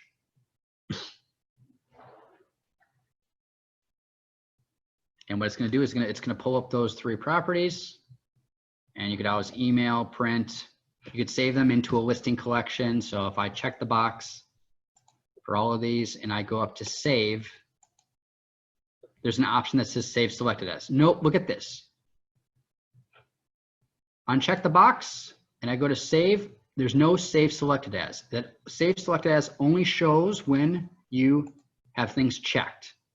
Click on save. I can save selected as, and this is a listing collection, which means that these listings will always stay there.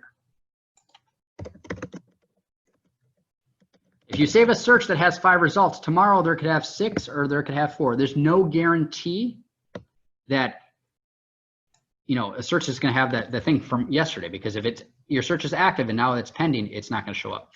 Question is, how does you resend the invite to opt in? There should be on that, you basically do pull up contact management, and on their contact record,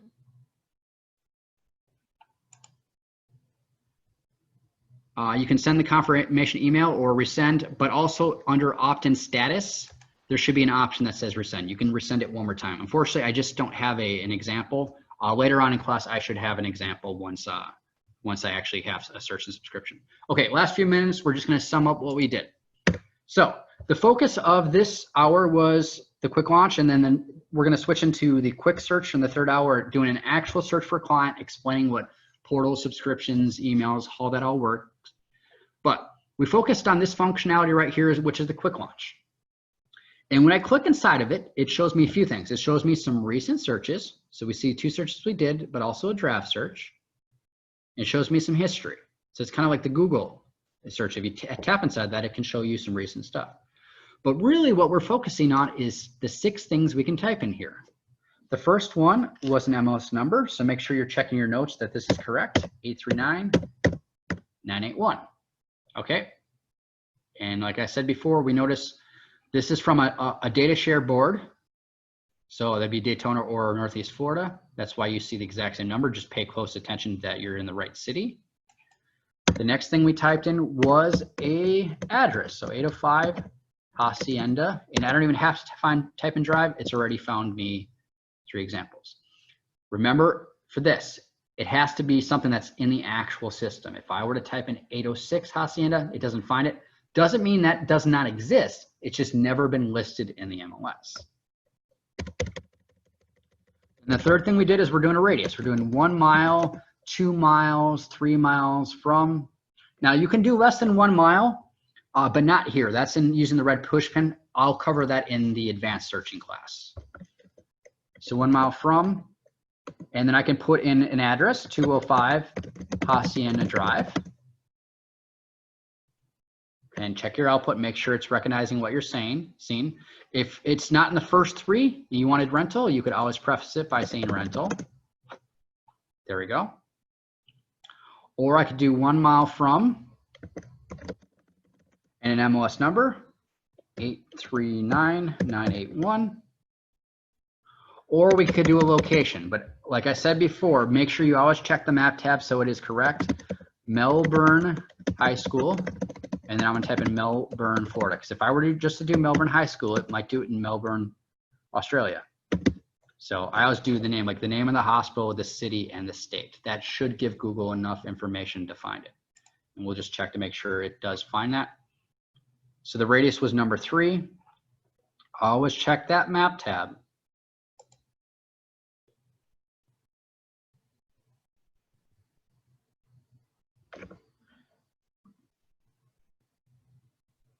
Yep, that's a 1 mile radius around the high school. And then number 4 we did was a name. So I typed the name of Luke. This can be a name of a CMA, a search. So I typed in my fave listings. My listings collections have now shown that. CMA search, name of someone in the board, a name of contact. Number 5 was a search when we did like land, comma, space. This is where I'm now using the commas because I'm using different type of syntax. 200, 300K, and then we did a zip code. And then we also did things like close within the last 3 months. And then the 6th thing was the menu item. So I do something like saved. I want to pull up my saved searches. I just typed in saved. There we go, saved searches. And I see my last 3 drafts. So if my computer crashed or something, I want to pull up that thing that I was just working on 17 minutes ago. Pull it up by clicking on it. Go to the edit search tab, and there are all my search programs. Like, oh crap, I forgot to save. Where is it? You can always go into save searches right here. And the other functionality we talked about was things like full copy for menu items. If you want to do a full copy, or you want to do your opt-in status report, which we talked about before, your opt-in status report. Okay, so we're going to take a 10-minute break. We will start up again at 11:02. So please take your time, and I'm going to mute myself and stop sharing my screen, and I'll see you in 10 minutes.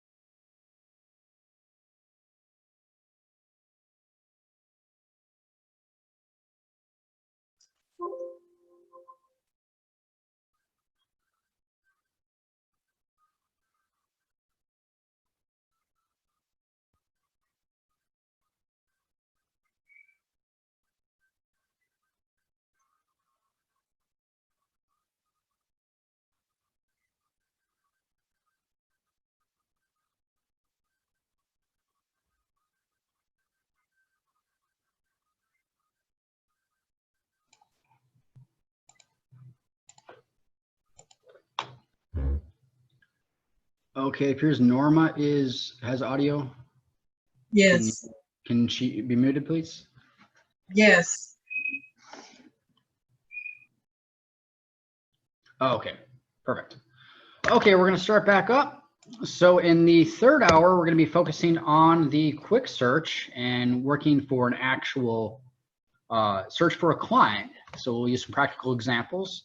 And then the fourth hour, we'll focus on downloading the app. And a lot of the stuff that we focused on, like the quick launch bar, there is a quick launch bar inside of the app. So you can do a lot of that same functionality. Okay, so quick searching. The quick search, you will see on your dashboard, there's going to be an option right here. If you do not see it under your menu, you can, if it's unstarred, you can just star it and you can add it. And I'm actually going to change the order. If I go to reorder right here, I can reorder it and I can move it up to the top if I'd like. So this is my quick search. So there's a couple different ways to get into a quick search. I can click on quick search right here. Or if I just want to start, you'll notice we were doing it before in the last hour. If I type in res, I can see residential searching. So if I want to just pull up a 1- residential, I can just type in RES and do it that way. Because if I'm not on my dashboard, let's say I was in the hot sheet, I could go back to my dashboard. What I mean by this is hot sheet. Okay, I'm on the hot sheet, but I want to do a residential search. I could click on this to return back to my dashboard and find it. I could click on quick search, or I could just type in this right here and pull it up that way. I personally like to do things from the quick launch. I find it's a faster way to use the system. But let's talk about the quick search. Now, if I see this down arrow or chevron, it, like we saw before, it means more options. And I click on that. We see residential, income, land, rental, commercial sale, commercial lease, and we see a few other options. Now, these are the default ones. And what I mean by that is if I were to type in something called my quick searches, right here, there's a menu item called my quick searches. Or if you go to menu, you will notice there's a preferences section, which when you customize stuff, you know, you want to do the full customization, you're going to come here. But if I go to my quick searches, you're going to see things that say inherited, meaning these are provided to you at the MLS level by the board. So when you went live with FlexMLS, they decide, okay, with a residential search, these fields, are going to be available. That's default. Well, what we're going to do in the next hour is we're going to do our own searching, but we're going to create our own template. So that's what we're going to focus on next. And what do I mean by that is I talked about a bit about in the first hour, but this 1- residential, it has all these fields by default. And I find, well, I don't use a lot of these fields and I'm always having to add fields that I like. So what I'm going to do is I'm going to remove a couple of these fields. I'm going to remove general county location. I'm going to remove parking, dwelling water view. I don't do any waterfront stuff, unfortunately, so I'm just going to remove those. But I do a lot of pools, so I'm going to keep the pool information. Okay. So I remove the fields that I am not interested in. And I want to add the fields that I am interested in. So what I'm going to do is I'm going to click inside this box that says add a field to the search. So I click inside the box, and when you click on the right, there's going to be a pop-up with all the possible fields you can search on. So basically every field that's been inputted when you make a listing live, these are all things you can search on. Well, I'm always doing searches on cooling, obviously, because this is Florida. So, but I want to make sure that the cooling is always there because it's not in that original list of residential. So I'm going to add cooling. So cooling is always there. And then I'm also going to add equipment appliances. I feel like I'm always doing searching on that. So what I've done is I've used the 1- residential as a template, but it has fields I'm not interested in. So what I did is I went to the X and I removed the fields that I'm not interested in. Then I went down to add a field to the search. I clicked inside the box and I started typing in fields that I am interested in. Now, if this is just a one-time thing, you don't need to create a new template. But if you're always searching on stuff and you want to make sure it's always there for you, create your own template. So we remove fields we're not interested in, and we've added some new groups, things that we're always searching on. So how do I save this so I can use this in the future? Well, it's very simple. Watch my mouse. I'm going to go up to the save button in the upper right. Click on that. It says save search or collection. And I'm not clicking on save search. I'm clicking on save quick search template. The search is the data that's inside it. The template is the options. The options are on the left side. So if I always want to see cooling and equipment as an option, I'm creating a new quick search template. If I'm saving this for a client with like pool community, yes, and 300 to 350 for price, that's a search. They're two different things. So I'm going to save the quick search template after I've removed the fields I'm not interested in, and I've added the fields that I am interested in. So then I go to save quick search template. And Rowan asks, can I have more than one template? You can have as many as you'd like. But think of it strategically. I'm going to call this one 0-my residential, so it's up at the top.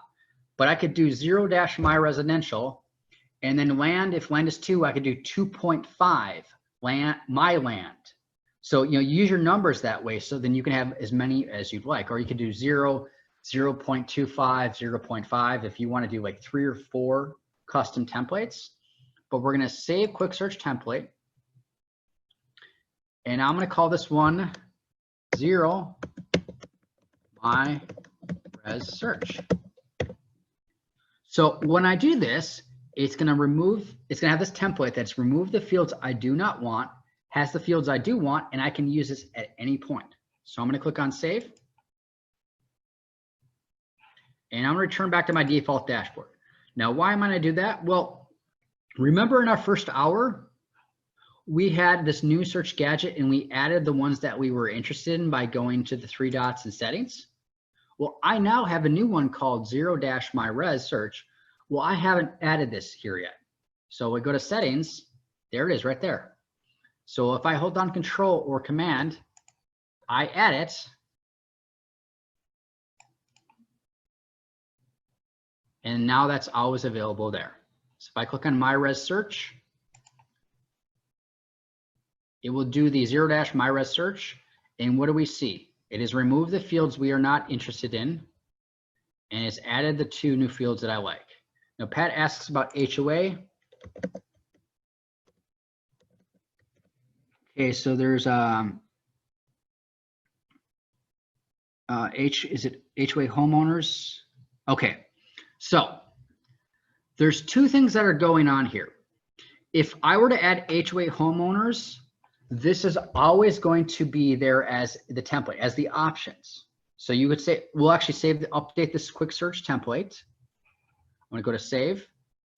I'm going to update this quick search template so HOA homeowners is always there. And we'll just update it. And we'll go back into a quick search just to show that it's been added. And give it a second. Yep, HOA homeowners is always there. Now, if you wanted to have it, remember, the options are the template. If you're using the actual data, that's a saved search. If you want to save a search that HOA is always set to none, that's simple. That's where we would use that favorite search that we did in the first hour. So if I have HOA none, I can go up to save this search, and that's where I'm going to use that favorites thing. Before we did it for Satellite Beach, now we're going to do it. I'm going to mark this as a favorite and just call this res no HOA fees. So this search will save as a favorite and always have the HOA none by default. So if this is, you have clients that, you know, they don't want an HOA, you can use this search as the template to start off with it. So I'm going to click on save. And when we're back on our dashboard, remember we created the save searches gadget to be just our favorites. If I scroll down, what do I see?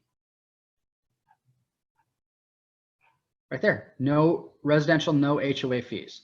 So I just want to make sure you understand there's a difference between a search and a template. Template is the list, or is the template is the things you can search on the left side. What is available at first glance? You can always go to add a field to a search to add more.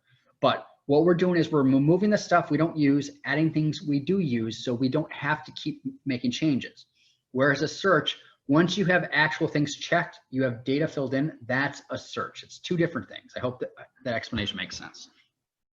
So we're going to go back to quick search. So what we did is we created our own quick search template. And we're going to use this. I want to use this for the search for my client. So let's just go through a couple different things. Well, what I notice up at the top, it says MLS of Space Coast. If I click on this bold word, or even just hover over it, it says click to edit. I mentioned the hover text before. This is where the hover text is so important, because you're not going to notice a lot of things unless you do the hover text. So to click to edit MLS, I see Daytona Beach and Northeast Florida.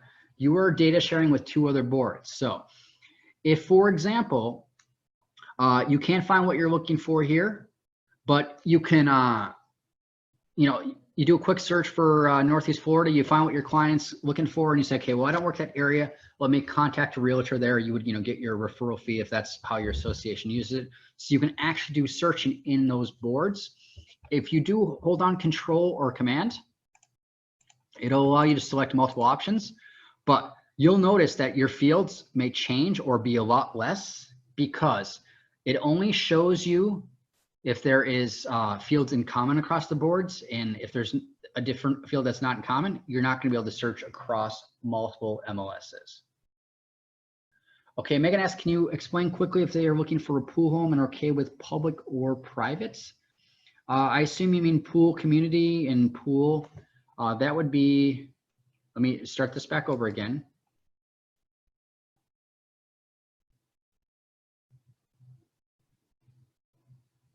So, okay, pool private, pool community. Okay, let's see. Let me try.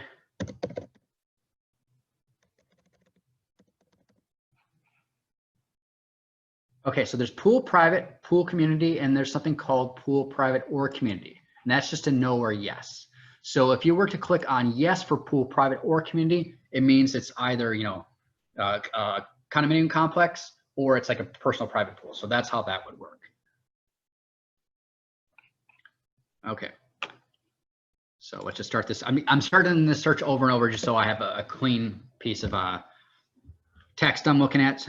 So we see MLS Space Coast. I showed you if you click on MLS, you could do multiple property types. And the advantage of the data share is you get to see the other board's listings. And so you may not work that area, but if there's with your board, there's referral fees, you have a data share that way, then you could send it to a realtor that does work that area. Because sometimes people won't find what they like. Like my first experience in Florida was training for FlexMLS in Daytona.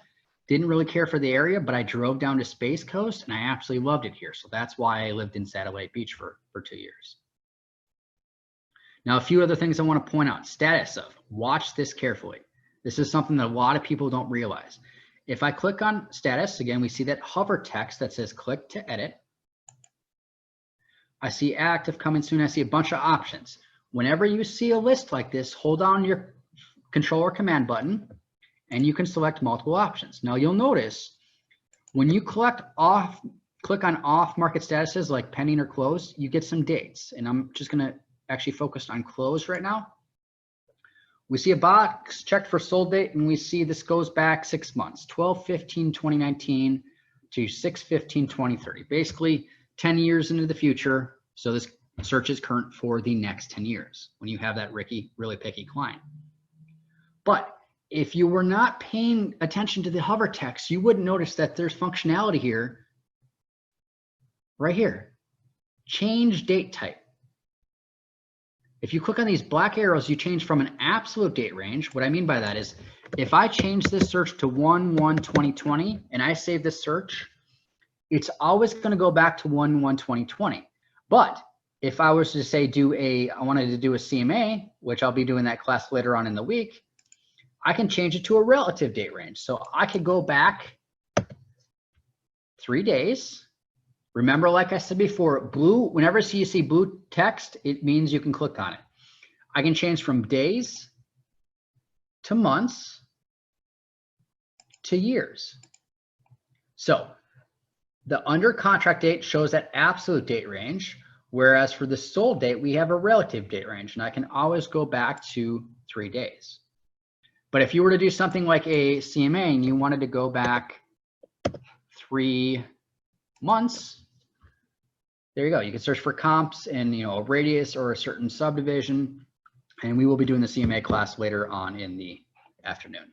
And Kathy actually listed the classes in the chat. Let me just verbally confirm what they would be. Okay, so on the 16th, tomorrow from 12:30 to 2:30, I'm going to be covering CMAs and advanced searching.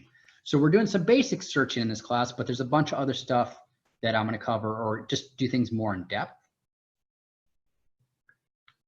And then I'll be doing the CMA. And then on the 16th in the afternoon from 3 to 5 p.m., I will be doing subscriptions and portals. I will cover that a bit in this class, this hour, but fully go in depth in that class. And then on the 18th from 1 to 3, I will be doing contact management and statistics. So we're actually going to go into contact management, do some customizations, look at like how you would do searches and stuff from there, and then focus on stats where we do like say 4 to 5 different stat reports. So I highly recommend you register for those other classes because this will give you a nice preview, but we would require a sleepover for me to do all my favorite stuff in one day. Okay. One other thing that I want to point out, subdivision condo name. Now we looked at the HOA homeowners of none, but your blue text, I said you can click on it, but it will also show you hover text. Okay, click to include or exclude. Watch what happens when I click on the of. It changes it to not of. So if you want to do all of your properties, but if you were to do not of, that means it has to have HOA fees. Well, it doesn't make a lot of sense here, but for subdivisions, it does. So if I were, I'll just type in tree. I'm sure there's going to be a subdivision with the name of tree. Or actually your subdivision works a little different here. We'll do an area. I don't want Cocoa west of I-95. So if I do area of Cocoa west of 95, I'm gonna change this to not of. So I will not have that area of I-95. So whenever you see these blue links, it lets you click on it. But when you click on it, it might, like just right here, click to edit.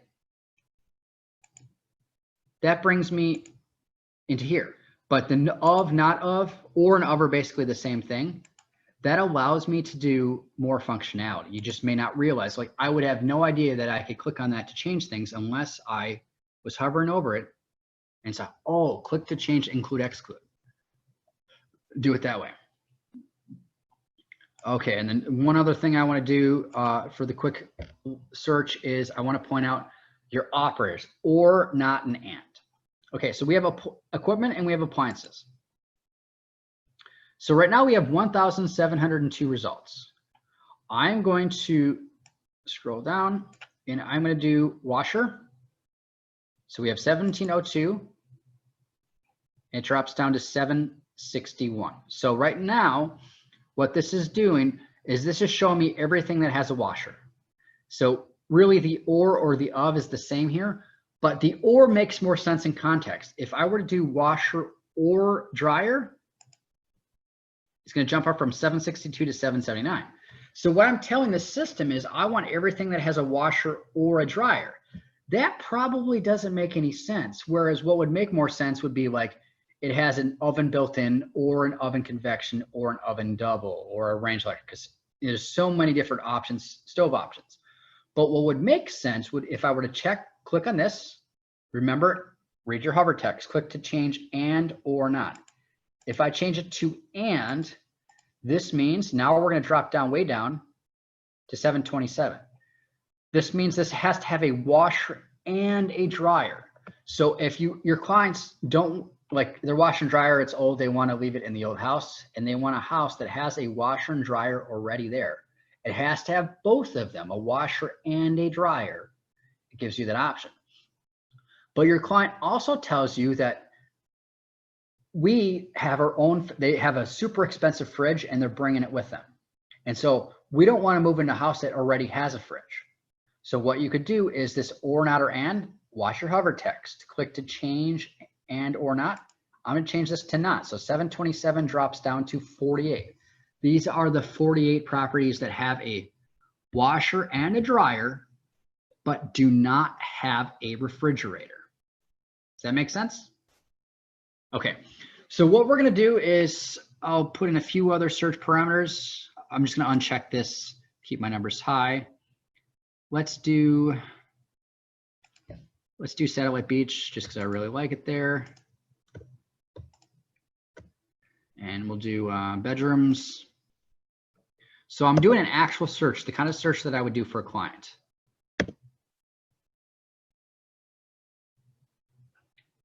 And I don't want not of, I want of. Okay, we're down to 69. So bedrooms, bathrooms, let's do a, okay, where is my price? Here, list price. Okay, we'll do 300 to 350. Down to 7. Okay, now I could continue to add more listing parameters. I'm just going to keep it very basic. We have 7 results. I'm happy with this search. So what we're going to do is we're going to go through the actual tabs and see what we can do with these search results. Then we're going to focus on saving the search and then talking about, you know, what we would do when it comes to the client. So if I go to the list tab,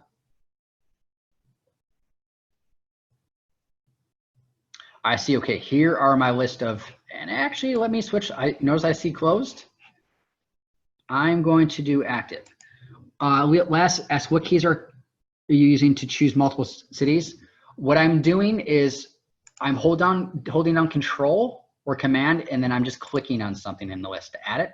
See how it's just added orange and it's just added Osceola? Or if I unclick, it removes those two. So control, or if you have a Mac command, hold it down and then click with your mouse. Okay, so we have 14 results. I had it with closed, so I actually just want active. So we'll go back to the list. And so we see our list of 14 results. So, you know, we could always save or email it. But before we do that, we're actually going to go through the different tabs. Now, there is a one-line option right here. Again, always read your hover text. You miss so much functionality if you don't hover over things. And this is the normal view where this is the one-line view. So I'm going to change to that. You can always increase the font size right here. You can even sort. If we go to the detail tab, down arrow or chevron always means there's more options. So there's going to be different reports. You can look at all kinds of different reports.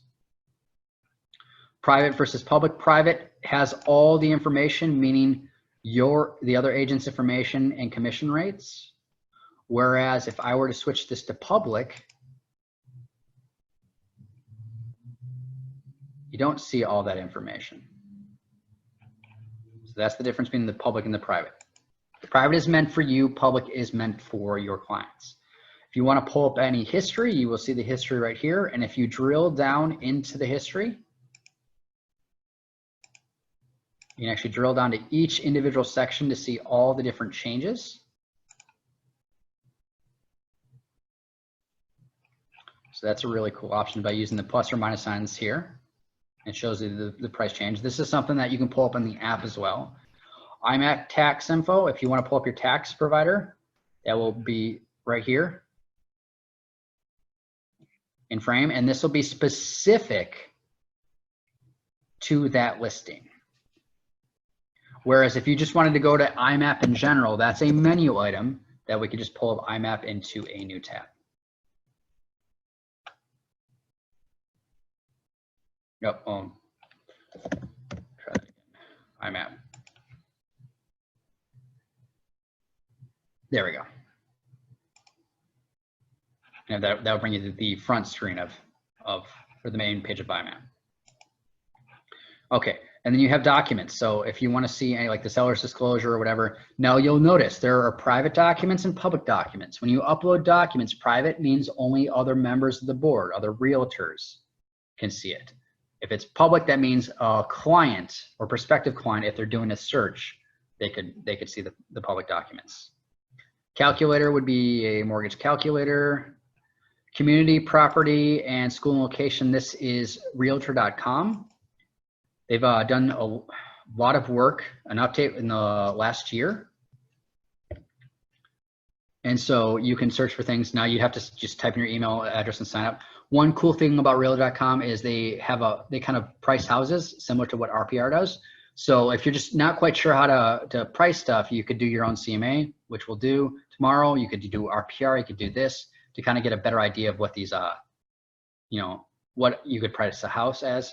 And realtor.com always keeps the photos of properties. It's another thing it does. And then, here's your RPR. So everyone, if you're a realtor, you should have an RPR link or RPR login, and RPR has all kinds of great functionality. And then Transaction Desk is your mapping software. If you go to photos, here's your list of photos, and you can always go to the full screen right here.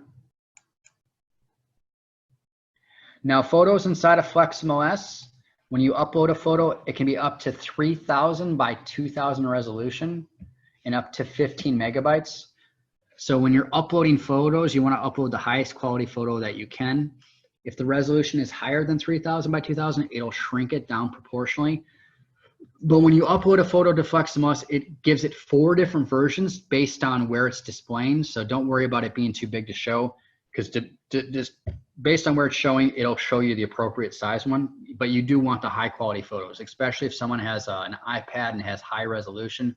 That can sell properties in itself, just having these high quality photos, and especially in this time of, where everything's locked down, you want to make sure you have the best quality photos. So again, up to 15 megabytes and up to 3,000 by 2,000 resolution.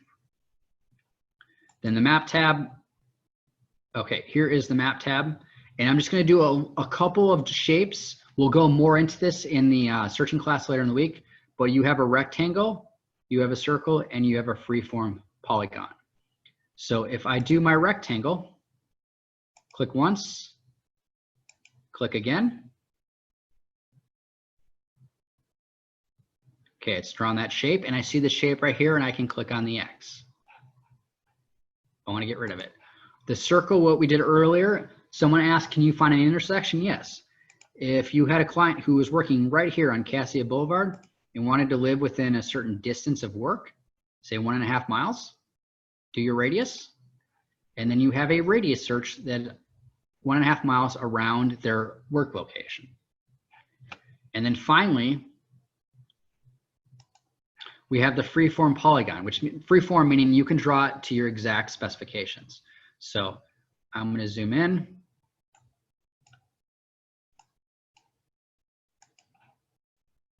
And my exact specifications are going to be this. Now I'm making an arbitrary shape. And every time you click, it gives you a point. When you're done, stop moving your mouse and double click, and that finishes that shape. So this shape, that's the polygon. So I'm looking for everything in this free form, in this specific shape. Now in the advanced searching class tomorrow, we're going to do more of this. We're going to be saving the shapes. We're going to be talking about how these can be useful. So again, this is the preview of it, but to do this all in one class would take, well, I'm here doing 10 hours of class. So we'll focus more on that tomorrow, but just to show you, you do have these 3 shapes. But basically I did that because now I have 3 results. I have something to work for with a client. So what I'm going to do is I can go up to email and email these listings, or I can save them. So what I'm going to do is I'm going to save them. Now, before, people used to email listings, but what's becoming more common now is people are saving a search and they're setting up a portal for a contact. So what I'll be focusing on in the class, that should be, let me see, make sure, is that in the afternoon tomorrow or is that on Thursday? One second. Okay, so the subscriptions in the portal class tomorrow from 3 to 5, I really will be going in much more in depth on this explanation. So let me just kind of sum up what I'm going to talk about now. When you're dealing with clients, I like to think of it as 3 tiers of support. Tier 1 is you're manually sending an email.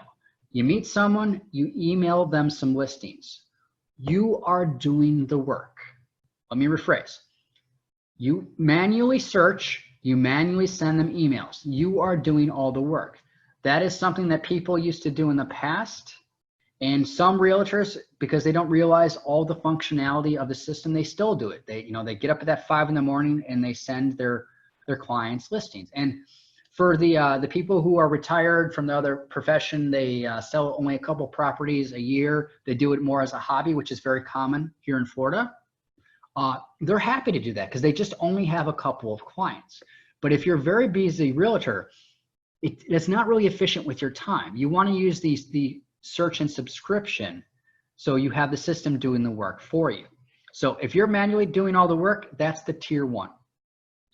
Now tier 2 is a search and subscription, which is what we're going to do now. We're going to save the search right here and we're going to add a subscription. This is tier 2.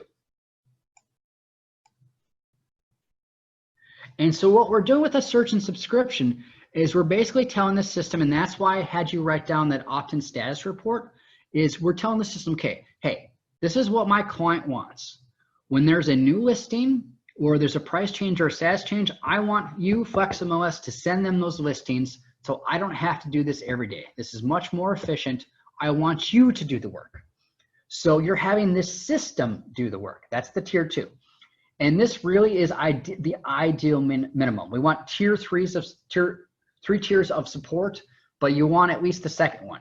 Now, why is this important? Well, real estate has really changed in the last 5 years or so, especially since I got into the industry with FlexMLS. Before, you used to do everything from start to finish. You'd meet the client, you'd set up a search, you'd email them listings, you'd show them listings, they'd find one they like, you do the paperwork, you go through the entire process. That used to be the case start to finish. Now, often when you have clients, they come to you midway through the process.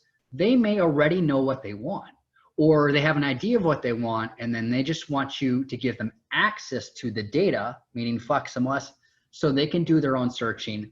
What they really need you to do is hold their hand and make this a stress-free transaction. So you're really doing more of the second half of the process, whereas before you used to do everything.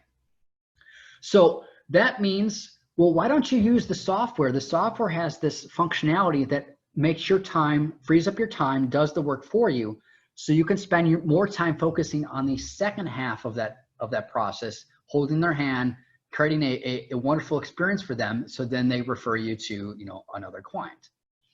So with this search and subscription, I'm telling FlexMLS, hey, save the search and subscription for me so that I don't have to do this on a manual basis. So that's what we're going to do. We already did Luke Skywalker, so we'll do Leia Organa Solo. And we'll do, we did 300 to 350K. I'm just going to say the Satellite Beach. Okay, so I put in a search name and I put in a description of the search. I like to do that in the search name because if you end up having 4 or 5 different searches and you just name them after your client, you may not figure out, okay, which one is which. Now, search description. This is not a description of your client. Someone had put in this box, not really worth the commission, and FlexMLS support got a call from someone panicking because they didn't realize their client is actually able to see that. So be careful what you put in the search description box. So that's why I like to use the search name, the name of my client, and then something describing the search. And then it says contact none, new or existing. What I always do is I click on existing and then type in the name of my client to see, hey, did I add this person already? I may have added them and not remembered. Okay, Leia's not there. So what I'm going to do is I'm going to add a new contact and put in Leia Organa Solo.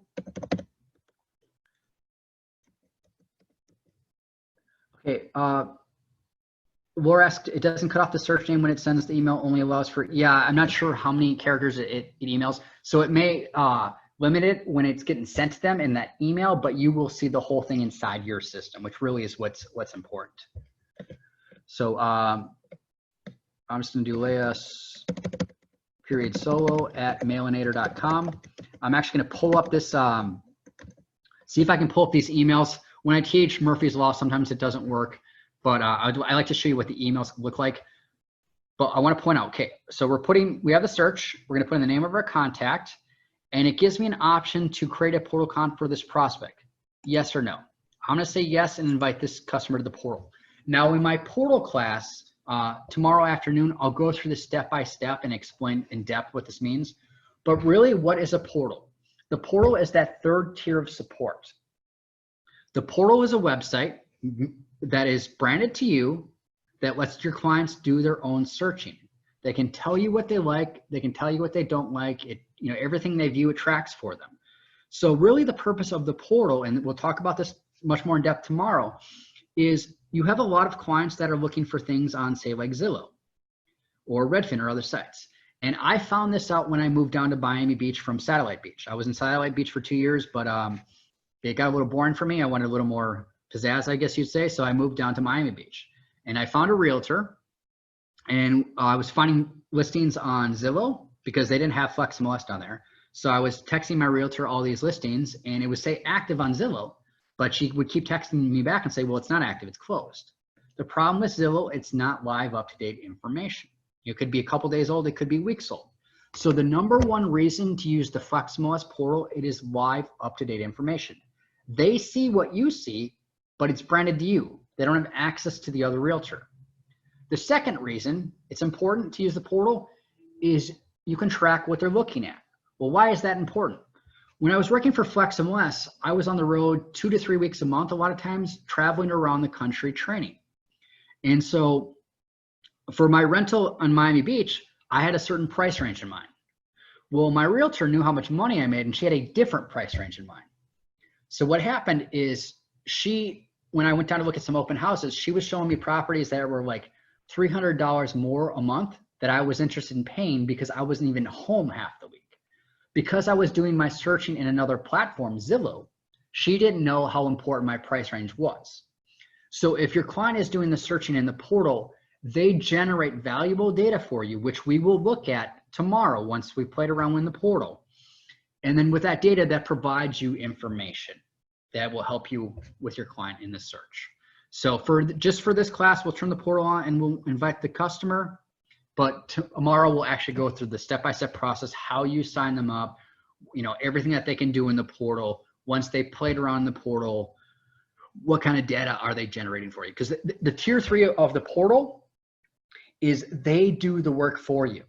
So again, tier 1, manual email, you do the work. You do the search, you manually send the listings. Tier 2, you save a search and subscription, you do a little bit of work, but then you're asking FlexMLS, hey, email my clients these listings, price changes, status changes, new listings. With subscriptions, new listings pop up in 10 minutes. There's a 10-minute wait because what FlexMLS found is people will make a listing live and then they have an oh crap moment, something's wrong or they forgot something. So they want to give the listing agent a few minutes to make any changes, and then the listing gets fired off in a subscription within 10 minutes. Then price changes and status changes are usually around 2 to 5 minutes. No other site is going to have that speed. Any other site like realtor.com, Redfin, whatever, they receive it from FlexMLS first through a feed. And so that's where they could be delayed a couple days, a couple weeks. Now, if you want to pay a lot of money to Zillow to ensure your listings that go there are always updated, that's a whole other thing. But Zillow is not the primary source of data. The MLS is, and that's yours. Megan asks, when you edit the search later, does it automatically send those updated parameters in the subscription? No. If you update the search, it will use those parameters in the subscription. It'll be the same subscription, but with the new parameters. So if you're sending some of your client, they don't like it, and you want to go from 300 to 350 to up to 375, yeah, you just change that and save it. So what was I saying? So the tier 1 was the manual emails.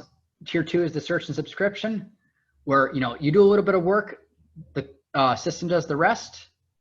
Tier 3 is the portal. They do all the work. You're giving them access to FlexMLS, but the public side of it. They don't see the commission rates. They don't see the other realtors. They see what you see. Now, again, the reason you want to do that, live, up-to-date information, and 2, you track what they're looking at. We're going to talk about this tomorrow, but you literally can spend 30 seconds sending a portal invitation to your client. They pull up the portal invite, they log in, they can play around with the system. The portal does not require a search. You can let them play around the system, let them generate some data for you, and then follow up with them in a few days and say, hey, it looks like you're interested in Satellite Beach. Is that correct? Yeah. Well, why don't I set you up with a search and subscription? Then you can do it that way. Okay. Megan asks, is there a client portal app to encourage them to stick with FlexMLS? Yes. There currently is a app, and I'll talk about this a little bit in the next hour, just called FlexMLS. FlexMLS Pro is for you, the realtor.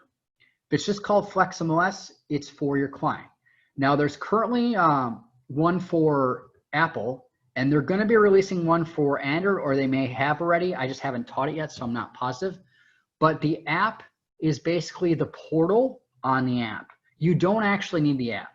If you email links or you send a portal invitation to your clients, and I'll cover this tomorrow in the portal class, the screen sizes have now been changed so they're mobile responsive. So if your screen size is big, like a laptop, you see the full screen.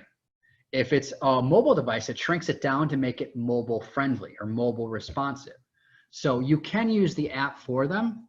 And the nice thing about the app, at least for the Apple one, is they have push notifications. If there's a new listing, they'll actually get a notification on their phone. But all links and all stuff in the portal, it is mobile responsive, so you don't need the app. But yeah, the one for the Android, I'm just not positive because I have not taught that yet, if it's for Android, but I will look that up during the break. Okay, so as long as everyone understands the 3 tiers of support, I will go through this again tomorrow when we're talking about subscriptions and we're talking about portals. So what I'm going to do is I'm going to save and add subscription right here.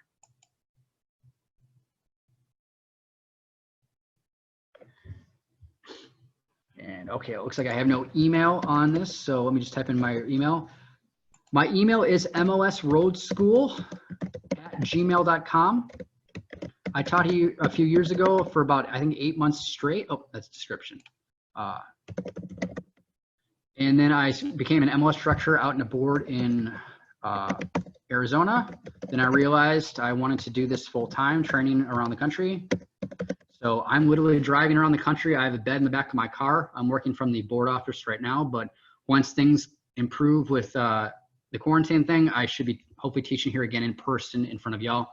But MLS Road School is my email if you have any questions. And this is all I do. I travel the country and train. And I just want to point out one option. We do have the schedule for weekly or ASAP. I'll go through other options tomorrow on the subscriptions. This is just the basic, where that will be advanced. ASAP is what it sounds like. You turn this on, your client will receive an email shortly after listings have been updated or hits the system.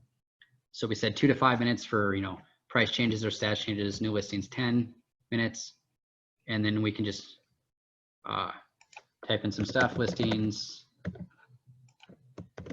something really basic, and then I'm going to click on save. So what we did is we saved a search, we set up a subscription, and then we invited them to the portal all at once. So you can do that all at once, and we just did it here. We'll break down the steps much more in detail tomorrow. What this does, though, is this says search and subscription saved. Would you like to email these listings now, choose listings to email, or do not send listings? What this is this is a reminder. FlexMLS had to put this prompt up here, is because people don't realize subscriptions are like magazine subscriptions. If you sign up for a magazine subscription, you don't get the current issue right now. You get it like, say, 6 weeks from now, so you get it in the future. Well, how that works for FlexMLS is these 3 results do not get sent out on a subscription. My client did not receive these 3. They will if I email them manually. So that's what this is. This is a reminder. Do you want to email these 3 now? But because I sent them access to the portal, they'll have access to these 3 results and any new ones. So the functionality of FlexMLS is evolving to how the industry works. Before, you had to do everything manual. The purpose of the portal was kind of a response to Zillow. You know, there are other sites that are doing these things, allowing your clients to search. Why don't we let your clients search inside of FlexMLS, and they have that up-to-date information? So they have the better quality data, which is going to help you with your clients. So that is what this is a reminder of. Okay, so we're going to spend a couple minutes reviewing, and then we're going to take our 10-minute break, and then the last hour we'll focus on the mobile app. But if you want more information, a bigger breakdown on how subscription works, the portal, or advanced searching, again, those classes are coming later on in the week. Okay, so what did we do in this hour? We focused on the quick search. So I go to the quick search by clicking on quick search. And I notice it shows 0 my res search because that's the last one I used. But what you would see is residential because you have not created your own quick search template. Well, what is your own quick search template? It is removing fields that you're not interested in and adding fields you are interested in. The things that you find every time you do a search, you always have to add them back in, and it's just taking too much time. So we removed the fields we do not want. We've added the fields we do want, and then we went up to save quick search template. Remember the difference. The quick search template refers to the options that are available on the left side. If you actually check any of the options or put in any data, that's an actual save search. They're 2 different things. So I'm going to save quick search template. And so I did 0.5. I could always do 0.75 and say res searches, you know, whatever, and call it something different. Or maybe I did this for land, but you're going to create your own one. And what's, okay, can you show no 55 or yes 55? It's Hapa in Southern Florida. Hold on. Called 55. Yep. So if you were to do something like 55 community and say yes or no, but you'd want to save this search as a favorite template. Because if you always want it to be like this, you go to save. Remember, we did this for Satellite Beach and we did this for HOA. I could save this. This is a search though, because data has been selected. It's not a template. And I'm going to mark it as a, mark as favorite, and we'll just say 55 plus res. So then I know for my favorite, it automatically has this information selected. You click on save. So we did a template, and then we did a search by narrowing some things down. We clicked on these different bold words. Remember things like status. If you hold down Control or Command, you can select multiple options. Watch your hover text so much, because things like this, I would have no idea this allowed me to change the date type from a relative to an absolute unless I was reading my hover text. And then we talked about operators, or, not, or, and. Remember, if I do a dishwasher or a compactor, it has one or the other. But if it has to have a dishwasher and a compactor, I change it to and. But it cannot have a washer because they have their own washer. I would change this to not. And then we went through the list tab. We looked at some, oh, I probably should have some listings first. We went through the list tab. To look at the properties, we have a, can the order of items in the search list on the tab be changed? On the left side, yes, they can. So that's something I would cover in advanced search, but I'll just show you real quickly. If you just want to do a quick change, adding or removing and adding right here, but if you go into my quick searches, remember if there's a preferences section, there's something called my quick searches. I'm actually going to open this up into new tab so I don't lose what I'm working on. If you were to go into your whatever template, my res search, click on edit and go to next. Here are all your things. You can move things up or down. So if you want to move acreage up and you want to move, res subtype down, Then you saved it. Now it's going to have that, whatever order you have there. So if we go back into our quick search, and I will go to my 0 dash my residential. You're not going to make these changes to the 1 dash residential, the basic ones that are provided for you. You're not changing those. You're changing the ones that you customize. So we see the res type went down, and then the acreage went up. So yes, you can change the order on the left side. You cannot change these tabs if that's what you're referring to. And if you want to change the order of items on the list, there are sort options.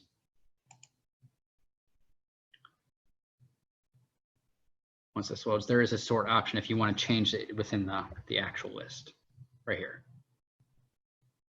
To undo a change, you just have to go back, like start from fresh by clicking on quick search, or if you break something, just go back to my quick searches and you can change it back there. Detail tab has a lot of your third-party integrations. Your photos, you can go through the photos by using the left or right button, or go down to the next listing. Photos, again, up to 3000 by 2000 resolution, up to 15 megabytes per photo.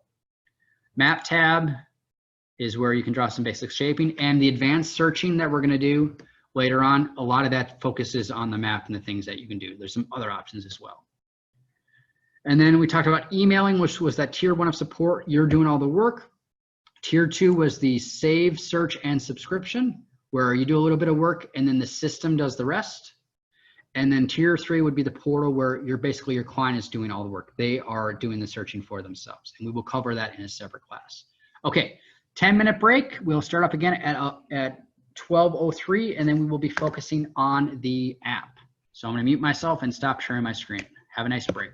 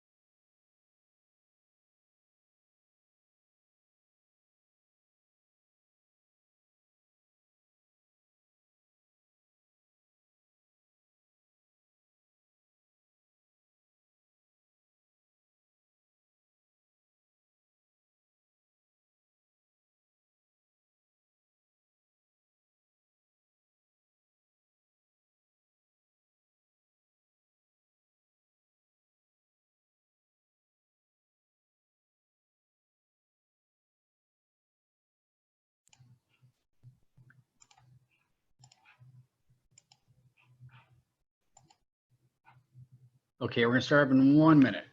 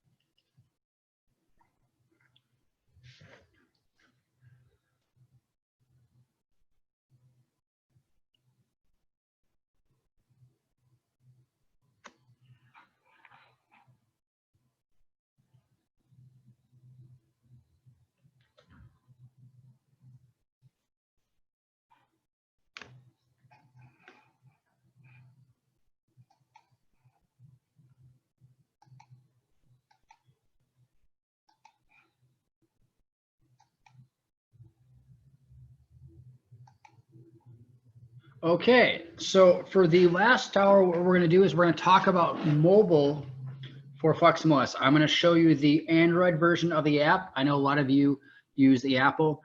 They're very similar. The apps do have some different functionalities. So unfortunately, this month we weren't scheduled to do any mobile classes. So maybe in the future, I now do a specific mobile class for Apple and one versus Android. But they are pretty intuitive. I really wanna focus on the functionality and like the purposes of using it, because it really adds into this boot camp class, which is for beginners. You realize how you can use the software to better benefit you as a realtor. So that's what we're going to focus on here. Don't get too bogged down with, okay, well on Android, the button's a little different, or it might be in a slightly different location. Once you start to play around with it, you'll be able to figure it out yourself. But the first thing I want to point out is if you were to do a search on your Apple device, you're going to see on a search, so this is the App Store on the computer, but you're going to see two different icons. You're going to see FlexMLS Pro, which is with the white background. The FlexMLS Pro is for you as a realtor. FlexMLS, this is the app for the consumer, for your clients. And it only works if your clients, you invite them. You invite them to the portal. They cannot just log in, download and log in. They have to have an account, and their account will be their username, which is their email address, and then the password. We're going to cover this in depth in the portal class, but just the difference. FlexMLS Pro is for you. FlexMLS is for your client. So like I said before, it's basically the portal as an app, and meaning public information. They can see all those properties, but once they look at a property, they're going to see a button up at the top that says contact, agent. It's gonna be contacting you. They can't access the other realtor. So that's the benefit of it. So you're giving them access to FlexMLS, but through a platform that's user friendly. And again, tomorrow we'll talk about it more. I just want you to realize there's two different options, so people download the correct one. Whereas with Android, it looks like it was uploaded. I knew it was coming soon. The Android one was released on the 27th of last month. So same thing, the one with the white background, this FlexMLS Pro is for realtors, for you, whereas the FlexMLS one is meant for your clients. So it's the portal in an app. They're not required. I mean, they can be nice. And so Regina asked, can we just tell them to download it, or we link the client to us? Well, you can tell them to download it, but it's going to ask them for a screen or a username and password. That's where you invite them to the portal. We invited our client to the portal during the Save Search process last hour. But again, in the portal class, I'll go through it step by step. I'll show you what the email looks like, how you would do it from like mobile. We'll focus on all of that in the portal class. But again, they can't log in unless they have an account. You have to physically invite them to it. So it ensures that they have access. FlexMLS wants to provide access to this great data, but the realtor or the MLS is their client. It's not your client's client, or it's not your client. So they want to make sure that to have access to the stuff, they have to go through you as the realtor, because you are the one that is the MLS. You are the one that has access to this primary source of information, this live, up-to-date information. So what I'm going to do is I'm actually going to pull up the Android version, or if you were to go to m.flexmls.com, it's basically the exact same thing. And so this is what they're going, or what you're going to see if you were to log into the app. Okay, so Regina asks, once we invite them to the portal and they log in, is that when they get their login and password? They'll click on a link. Their email and name should be there. It's going to give them an information. The email is the username that you sent the invite to. The password, they decide what it is. Usually you just tell them to do 1, 2, 3, 4. The easiest way for you to understand this is send in a portal invitation to like a friend or someone who's not another realtor, and then or send it to like a junk email, and then take a look. But I will go through that. If you send it to yourself, don't send it to your email that is used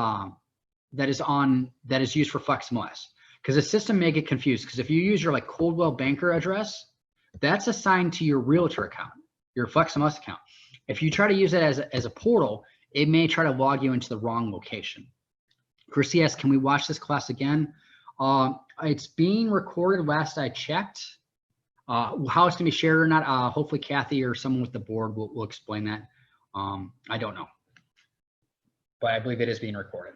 Otherwise, we'll just have to offer it again. And then what I've been doing is I've been actually broadcasting from Facebook Live, and then that gets recorded on board's website. So maybe we'll do that next time. It is being recorded. Okay. So I've logged into FlexMLS, and so I was telling Regina, yeah, try it out yourself, but we will go through the process with the during the portal class. Again, I can't cover 10 hours of material in one class, so I want to give you kind of a preview of all the stuff you should know as a new user of FlexMLS, but then take the time to go through it step by step. So this is what the app looks like, and you'll notice that if you have an Apple device, it looks a little bit different. So I think this is down at the bottom, but the functionality is basically the same. And so if you pull up your phone, and if you have an Apple device, go to the App Store and search for FlexMLS Pro. You can download it. Then your username would be spc dot and then your numbers, and then your same password that you use for your desktop site. Or if you have an Android device, go to the Google Play Store, which is right here. Type in FlexMLS Pro and download that. You log in, you're going to see a screen like this. So at the top of the app, you're going to see something that says Quick Launch. Now, Quick Launch is just like we saw on the desktop site. I'll actually switch over. Remember this right here? The same thing. Now, I had you write down 6 things. The first 5 work in the Quick Launch in the app. Menu items don't work here because it's not the full one. So if you were to try to type in, opt-in status report, there is no opt-in status report in the app.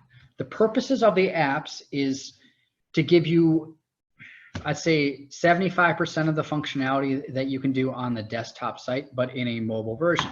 And this is one reason FlexMLS got so big in the last 5 years with customers, is because what happened is a lot of the other MLS vendors said, well, we're not going to do an app, it's too hard. Well, FlexMLS says we're going to do it anyways, because they know mobile technology is the future. People work off their phone. And one reason when I do the portal class, I show the screen as mobile responsive is because there's a good chance your client is going to see the emails or the stuff that you use on their phone. So you want them to see how it would work for them doing searching, saving listings, that kind of thing. Rowena asked, on a tablet, do I use the mobile app or the PC website? If you have a nice size iPad, like I do, it's like a 7 or 8 inch, use the website. The tablet has less functionality because it's meant for this mobile responsive, smaller screen. If you have a big screen on your tablet, then I would use the full site, but you can download the app. One thing I would do though, is I would download the FlexMLS, just the plain one for the client on your tablet. The reason being is when, this is Florida, there's a lot of transplants. I was a transplant. You have people come here and they're looking for either retire or vacation homes. And a lot of times you're spending time driving in between these different locations. And so what you can do is if you have clients coming in for the weekend, you can give them your tablets and you can have that FlexMLS app, the client version of it on there, have them log in and they can do searching, they can save listings, they can hide listings. So what's great is if you, for example, maybe you have clients that aren't really tech savvy. Well, while you're driving to these different open houses or these different locations, once you're comfortable with the app, they can just fire off some questions like, what does this do? Oh, that stars it, that saves it. So I know you like that property. You can teach them how to use the portal or what would be the client app while they're with you. So when they go back home, they fly back home to say Ohio, they can use that when they're back there. So you can even use it as a teaching experience. You're going to be with them, and once you show them how comfortable and how efficient you are with this app, it's really going to impress them. So the tablet, personal preference, but I usually use the full site. Isabel says something about letting her back in.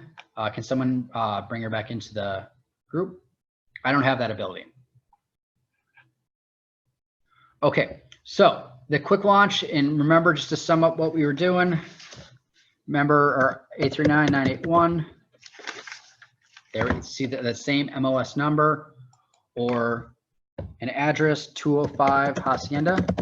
Well, why is this great? Well, okay, you're out with your client and you've scheduled, you're gonna look at 3 or 4 open houses and like, oh, I just saw this one this morning, 205 Hacienda, and they give you this address.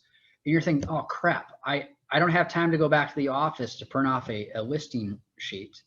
You don't have to. The purpose of the app is it brings you most of the functionality from the desktop site, but you can bring it with you on the road. So you could type in that MLS number or that address right here, pull up that property,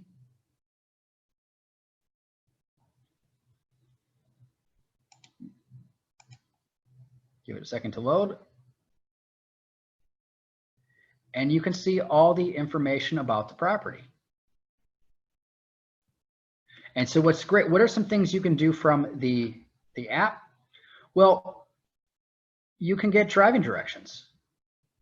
So if you use the map button right here, or it'll say map, I believe on Apple it says driving directions, but you can get driving directions to that specific house. So maybe you want to add that to your list. Or, if you pull up the other agent's information, you could always pull up their information or go to showing info. Let's say you've scheduled 3 open houses, but they really, really want to see this one during this day because they're flying back tomorrow. Well, here are the show instructions. Call the listing office.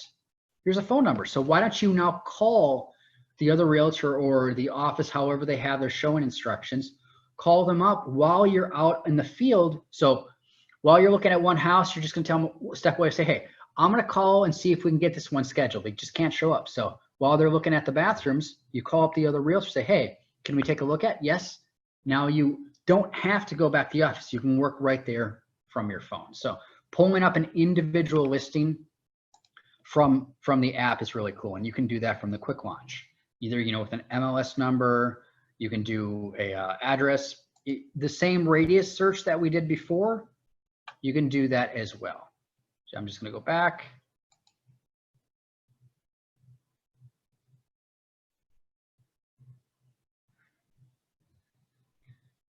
And then things like names, like I have a search for Luke Skywalker. You're with Luke, and you're looking at a house like, ah, crap, I can't really remember what he liked. So I'm going to pull up his saved search. So I pull up Luke's saved search. Clearly, I'm not clicking on something correctly. 1 second.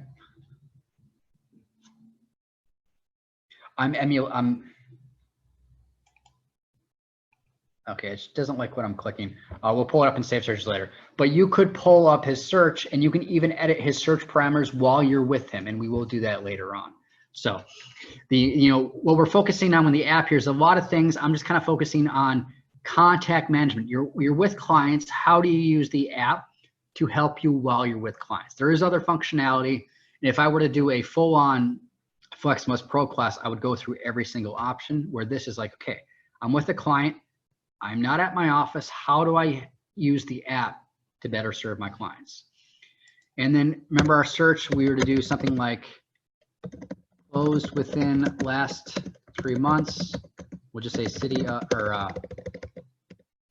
1 to 1.5 million. So they say, they don't even give you a location. They're like, what can I get for 1 and 1.5 million?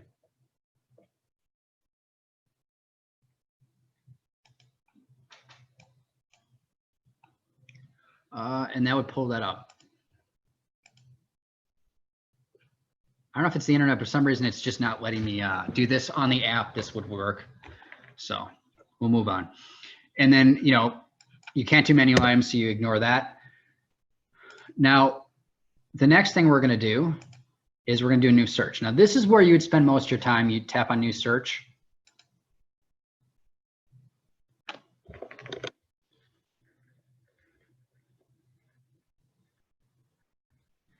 Okay, so we see 0-MyRes search. That's the template we saved. And if we were to switch to a different one, what that does is if I switch to a different one, it changes the options that are in the filter. The filter is basically the search. So if I go to filter,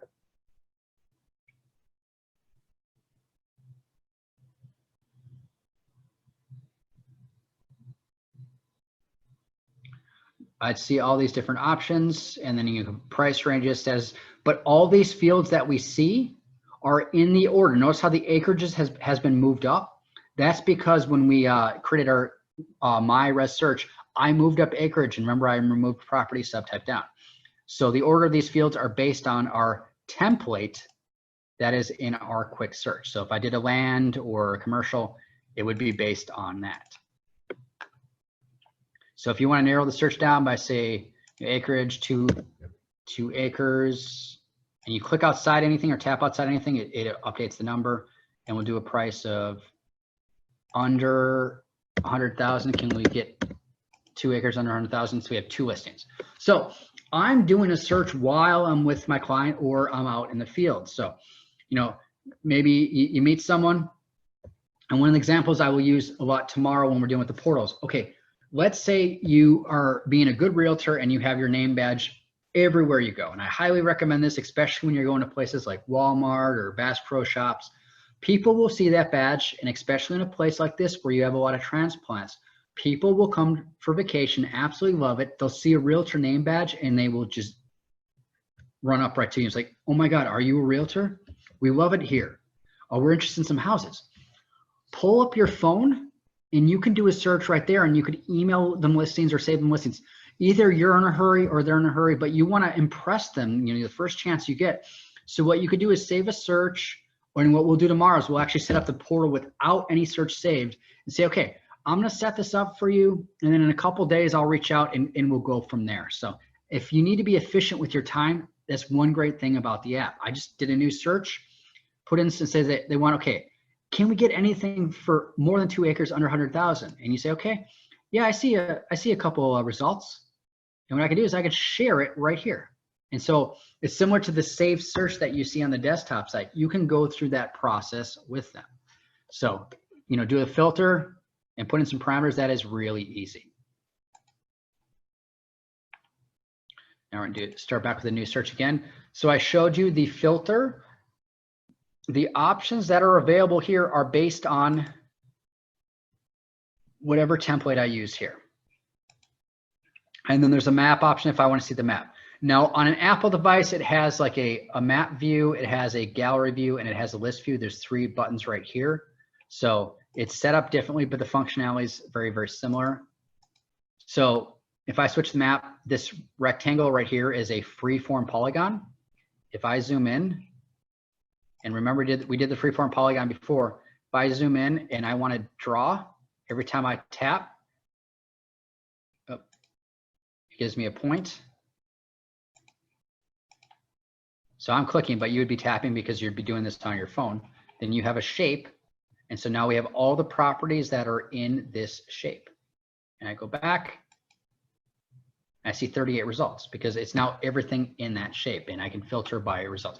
But again, you can do the same searching, almost all the same functionality in the app that you can do in the desktop site. And so what people will ask is say, well, if I save a search here, does it go into the desktop site? Yes, it'll take a couple minutes to feed into the API.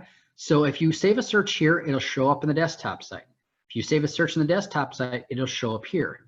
And like I said before, you can pull up any searches that you did. So for example, I'm going to go back to search, and there is a save searches section. I'm out with Luke Skywalker.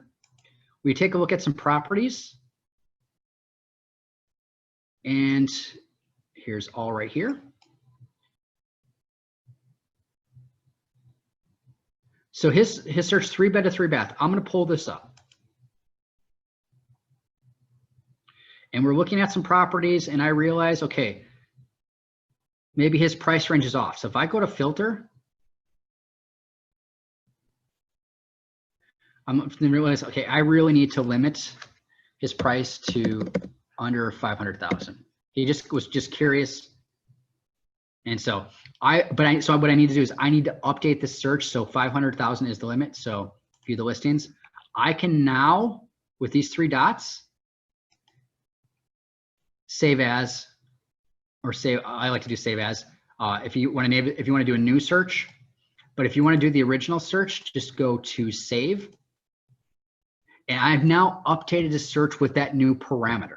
So that's going to feed into the desktop site and vice versa. So you can update searches while you're out in the field with the client. So you look at some properties, maybe they're looking between 300 to 350,000. You realize what they want, 350 is it's probably not going to work. So you want to shift it to, 350 to 400, and they're okay with that. Update the search while you're out in the field with them. That is an option. So you're going to be able to find your saved searches right down here. And you can always do an address or MLS number, like MLS number if your client gives you a list of MLS numbers. Go back into the new search.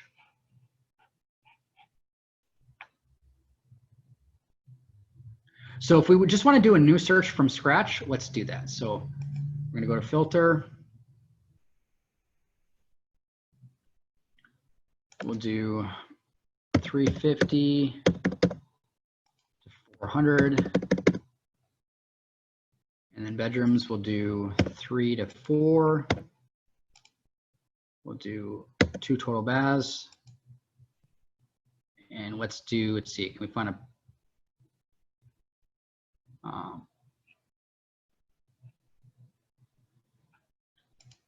we want no HOA, so we're down to 29. I view the listings. And then what I can always do is switch to the map tab, or if you were having an Apple device, it'd be up here. You would switch the map tab. We'll narrow this down so we are,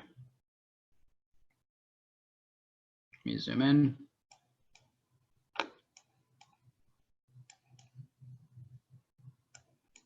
Normally your app is much faster. This is just the mobile site I'm kind of emulating.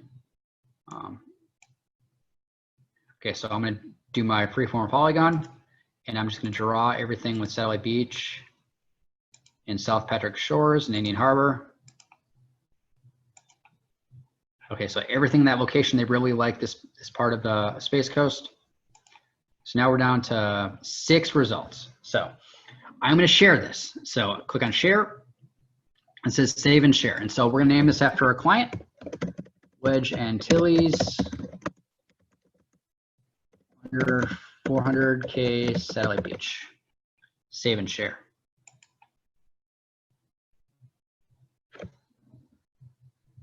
Okay, so the saving a search process is different on mobile than it is on the desktop site, and they try to make it more user friendly. So there's a certain kind of defaults. One, subscribe to updates is automatically turned on, where before on the desktop you have a save search or a save and add subscription. So this is defaulted. It also simplifies that if I save this search, this is automatically ASAP, as soon as possible. When you do the desktop site, you have options for like the daily, the monthly, and the ASAP. This is automatically ASAP, which means, remember, new listings are fired off in about 10 minutes. Price changes and status changes are about 2 to 5 minutes. And then we're giving you a chance to select contact. And so I see that Wedge is not there.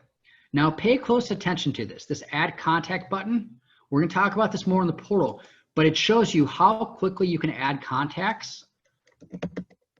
So wedgieman@mailinator.com. Wedge Antilles. Now you would be typing this in, but some of you are just amazing when it comes to your phones. And you want to put in a phone number if you have it, because once you have a client's phone number with the app, you should be able to text them stuff, not just email them. So that's how quickly it is to do new contact. So if I were to add a new contact and there's an option to invite to the portal, which I'll do tomorrow, it literally takes you 30 seconds to get someone's information, send them a portal invitation, and your work is done. And then they generate the data for you, because that tier 3 of support is they do the work, they do the searching, then they generate the data. So then I'm just going to click on email, and this is now emailed Wedge. So, okay, oh, 1 second. I added a contact, but I didn't actually select him. 1 second. There we go. Okay, he's there. I could put in a message. Otherwise, I click on email. And so, okay, there must be just something going on with this website. This works on the app. Okay, but anyways, just to sum up, you can do searching, save a search, add a subscription, all from the app. It's really, really easy. And it's Murphy's Law. Something goes wrong whenever you train. I'll have to see why that is. Oh. I wonder. I got kicked out. Maybe that was the issue. 1 second. m.flexmls.com. Hopefully no one else is using this training account. That might be the issue. Okay. So whenever you're in a search, you have the option to share a search, which is basically the same thing as save search and subscription. You go to the 3 dots, you have things like select or save as. So if we do, let's do a search right now for acreage. Let's see everything that's above 10 acres. So you have a client that has quite a bit of money, and so they want to look for 10 acres. Well, if you click on the 3 dots and go to select, you can select certain options, and you'll notice that the number starts to get larger. And so once you've put some stuff in the collections, you can do something with it later. So we will come to this later once we've gone through the different options. So that 3 dots. Always, whenever you're in FlexMLS, always do basically click on everything when it comes to the mobile, because there's so many more options when you see the 3 dots that you just may not be aware of. Okay, so that is basic searching. Go back again, 3 dots. There's other things like save as, but it's very, very basic. It's pretty user friendly. So once you start to play around with it, you realize, okay, it's pretty easy to use. Don't be afraid of it. Just take the time. And then go to 3. Then the next one we're going to focus on is the Flame. This is not Tinder. This is the hot sheet.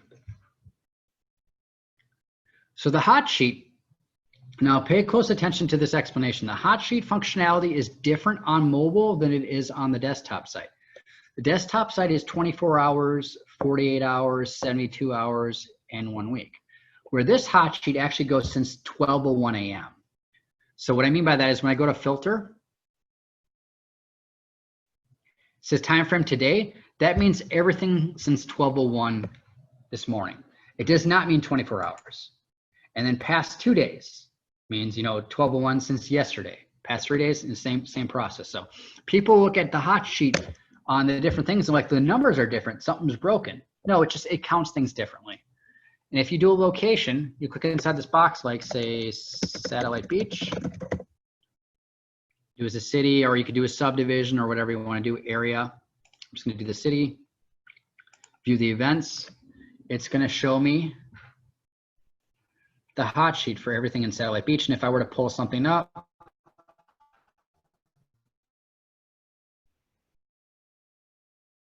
like market or contingent price change. Oh, there's a price change. And maybe, well, my client's looking at stuff and they're walking around. I want to keep track of the hot sheet because, Satellite Beach a lot, and I want to see something to price.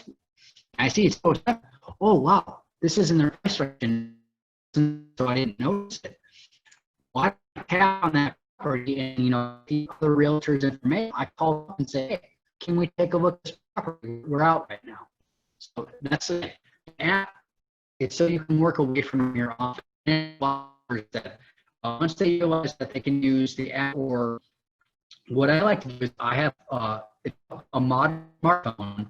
You're gonna be able to use your data for a mobile hotspot, and then I'll pull up my tablet or I'll pull up my computer, and then what I do is, you know, if you had a, am I breaking up for anyone else? Yes, for me as well. 1 second. Okay, our internet seems to be good.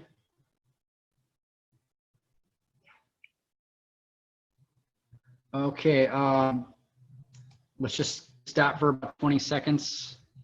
I don't have really anything else running.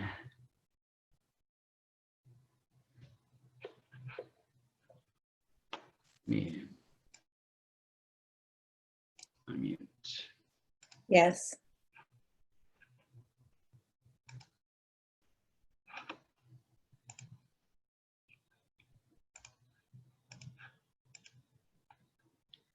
Okay, I kind of restarted it. I'll make sure everyone else is muted. Am I sounding better now? Yes, that's much. Okay. Yes. Yes. Awesome. Okay, make sure you muted yourself. That's why I wanted to teach at the board office, because like my Airbnb this morning, the internet went out. So I wanted to ensure we didn't have this problem. Okay, so that was the hot sheet. So hot sheets are great because, you know, you can keep track of stuff while you're out, you know, especially in a really, really hot market and people are out showing a lot of properties. They want to keep on track of these listings, and they can't always go back to the office. Now, the next one is, this is the contacts. So if you had an Apple, you see it down at the bottom, click on the contact person. So you are going to see your list of contacts. And one thing you will notice is you see this like bar. If it's really blue, and we're going to cover this more in the contact management class later this week. What FlexMLS does now is it keeps track of the listing activity of your clients. What that means is, if you have people logging into the portal and they're liking stuff, they're hiding stuff, your contact management list will actually be sorted on the people that are the most active. It's basically a shortcut of telling you, hey, you got limited time in the day. Do you want to spend your time talking to people who haven't done a search in 3 months, or someone who is, you know, actively every weekend searching?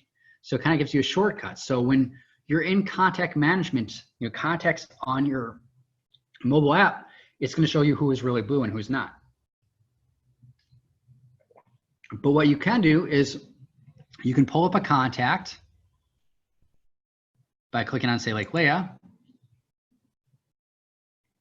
And so what's great about pulling up the contact is, we're going to cover this tomorrow, like all the listings they viewed, they've shared. This data is going to get generated once you give them access to the portal. But what I can do is I can pull up her saved searches. So maybe I'm out with Leah, I pull up her saved searches and I realize, okay, this search 300 to the 350, this is just too low for what she wants. So I can go here, there's an option to rename it, but I don't, so I want to rename it to, say, 350 to 400, but I'm also gonna have to change the search parameters, which I can do while I'm out in the field. So I've renamed her search. I'm actually gonna go into their search. So I'm on my phone, I'm tapping this, and then I just go up to the filter, make sure I've changed her search parameters. 350, 400,000. Okay, we got 3 listings. And then I just go to this and click on save. So the context of this is, we've looked at 4 properties today. And so between 300 and 350, you know, they're not getting the pool they want, they're not getting the square footage. And you ask them, well, can you afford 350 to 400? Like, yeah, we were hoping to start, you know, a little lower, but we realize, you know, for this community, we're gonna have to change it. So you change their price point right there while you're out with them, so you don't forget it. Click on save, and now she has a new search with those price points. So to keep reiterating, the purpose of the app is you're not going to do everything in FlexMLS, but it allows you to work away from your office and do a lot of the things that you would do with when it comes to clients, the contact management aspect. You know, you're not doing stats here, you're not doing, you know, CMAs, but you want to update searches, you want to save collections, you know, that kind of thing. We're gonna go back into contacts. Another really cool thing, and I will cover this more in depth tomorrow when we're talking about portal, is to show you how simple this is. Click on add. Okay, you meet someone at that Walmart. They come up to you and say, hey, are you a realtor? And, you know, can you help us out? You go to add contact. I'll do this again. We'll do red leader at mailinator.com, red leader. So you're typing this in on your phone. And you tell them, okay, well, I'm going to invite you to a portal. The portal is a website where you can tell me what you like, what you don't like. You see it right here. It says send invite. On the mobile app for Apple, I think you just have to click on their contact first. Click on send invite. It gives you a pop-up. There you go. That literally took me 30 seconds. And what I've done now is I met someone, a prospective client. I emailed an invitation to the portal. They log into that portal. And then what they do is they start looking for houses like we do here, but it's the public version. I've done almost no work. And then I can reach out to them in a couple of days and then say, hey, is this what you're interested in? And go from there. They're going to do the searching anyways. So just, you make the process very, very simple. It's a great way to use the system. Again, portal class will do that step by step. Okay, this is the collections section, listing collections. So I have something that I saved earlier called my fave listings, but I selected 6. Remember we were in a search, I clicked it on select and I selected 6. This gives me an option to do something with them. So if I click on select 6,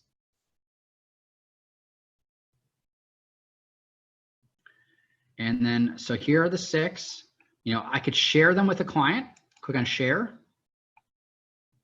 and then send them to a client. So I click on select contact, select the contact, and then email it to them. Or what I can do is I can actually add them to a physical collection, a listing collection. So if I go to the 3 dots right here, it says add to a personal collection, add to a contact collection. So the difference, a personal collection means means it's just something that you're keeping track of. Contact collection means it requires an actual contact. What it does for a contact collection is if they have a portal, on the left side, they'll see like things that where they would have saved searches. They'll see a collection as well. So what I like to do is, let's imagine that these 6 are open houses that we've gone to with Luke. You can keep track of every house you've gone to on an open in a listing collection, because if you have someone who's, you know, really picky and, you know, you just have a feeling, okay, I'm going to be going to a lot of open houses, keep track of them.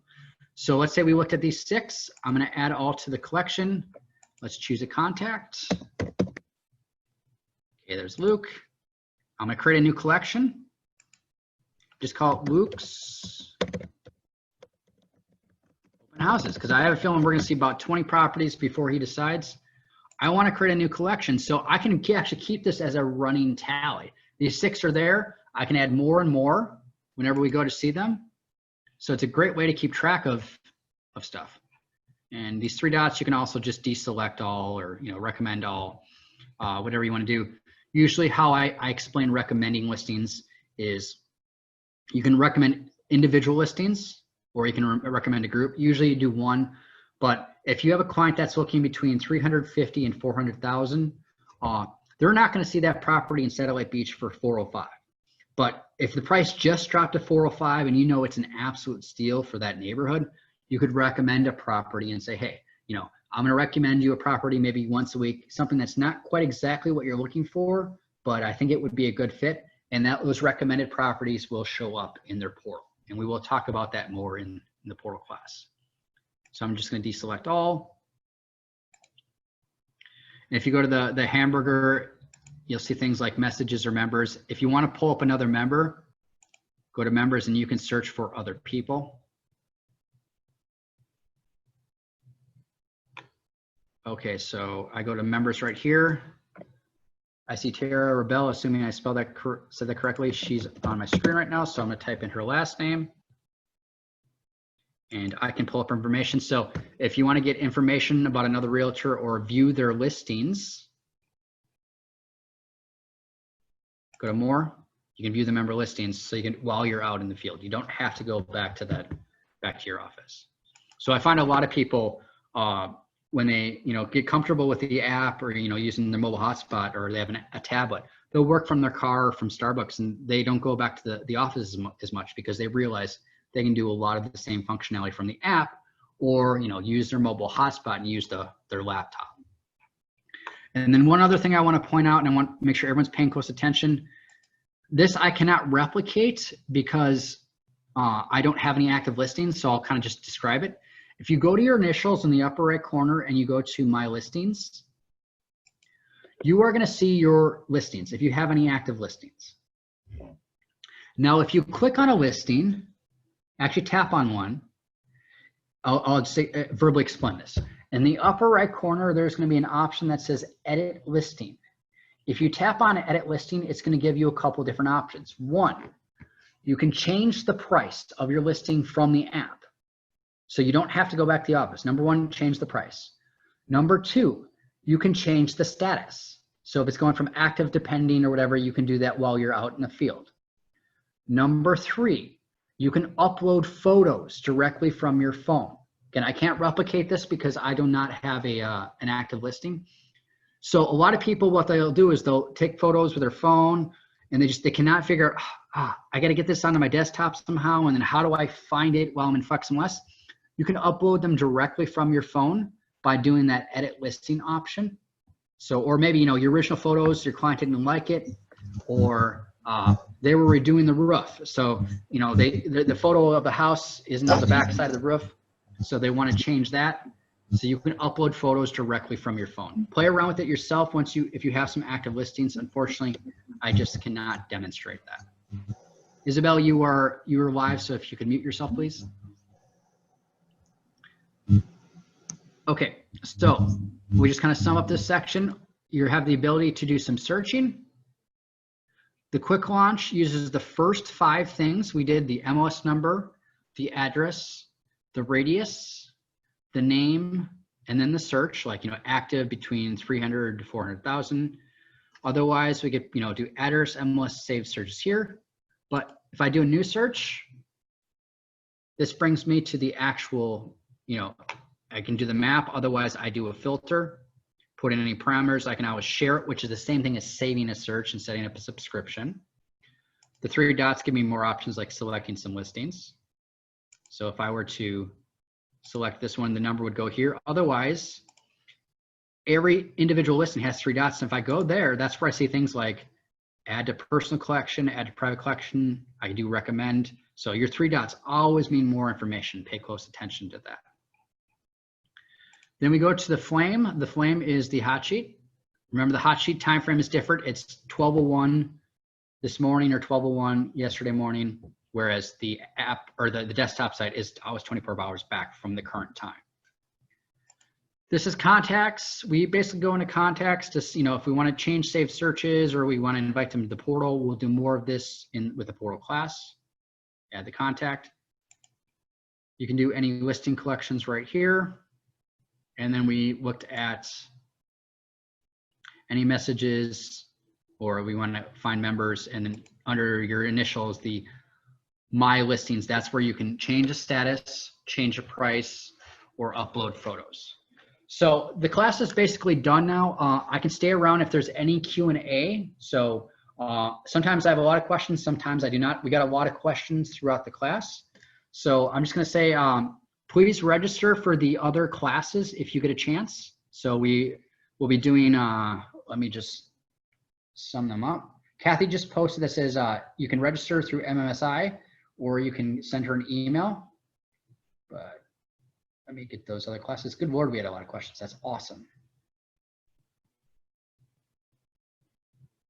Okay, so we're going to do CMAs and advanced searching tomorrow from 12:30 to 2:30. We're going to be doing subscriptions and portals from 3 to 5. So I talked about them a bit in this class, but we're going to go through them much more depth. That'll be 3 to 5 tomorrow. And then on Thursday, we're going to be from 1 to 3, we're going to be doing contact management and statistics. So let me just kind of sum up. I hope you learned something. If you enjoyed the class, please let the association know so that they can bring me back. Again, this is all I do. So if you have any feedback or any questions, mlsroadschool@gmail.com. And I'll say goodbye now, but I will stay on this link so people can type in any questions and I'll physically show it. Otherwise, I want to thank you and have a wonderful day.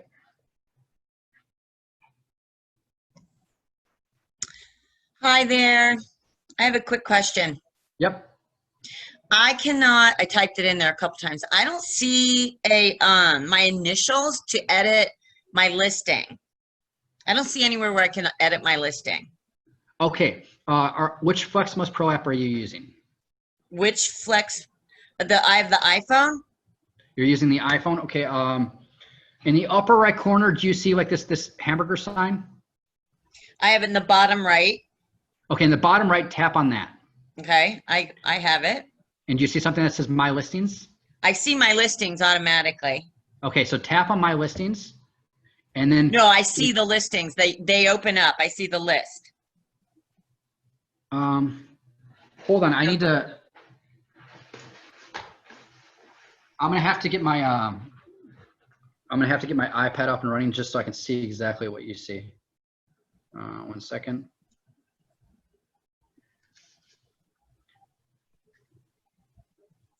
Wait, maybe that's okay. Yeah, because in your Oh functionality. no, okay. I had to get out of it. All right, so when I click on that, sorry, I see my name, messages, members, my listings. Okay. Yeah, tap on My Click Listings. on my listing. Okay, I'm there. I'm And then going back you see where a I was. listing. Now tap on a listing, Yeah. and then what it's going to do is in the upper right corner, it's going to say edit. There it is. Yeah, and then you see the option to do photos, the status change, and the price change. When I went through my name, it didn't allow that. So, okay, I got it. Thank you very much. Great Thank you. class. Thank you.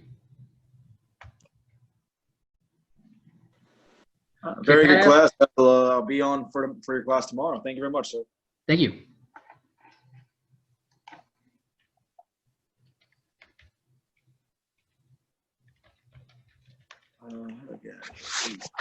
Okay, Pat is asking, are we supposed to download the public FlexMLS app as well as the Flex Pro? I wouldn't do it to like your phone. Maybe if you have like a tablet that something that you're gonna hand to your clients, or if you just kind of want to see how it works. But it's really just meant for your clients, and you might get confused if you have them on your same device. But it's just a portal as an app. That's really what it is.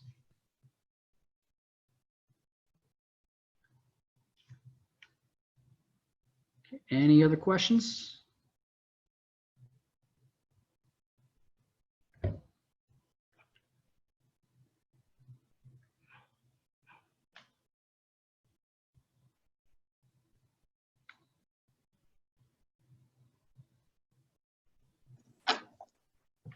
Hey, Jeff, Yep.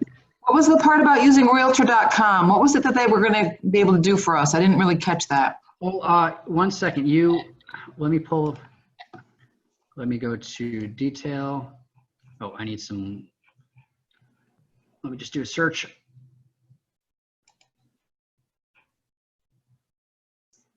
Okay, so what Realtor.com is, they really updated their site. It used to be called find.realtor.com. Now it's like this professional search.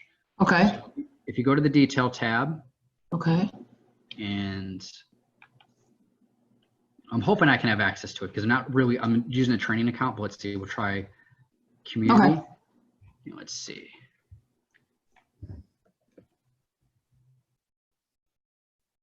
Okay, so I'll register, and this should get me in, but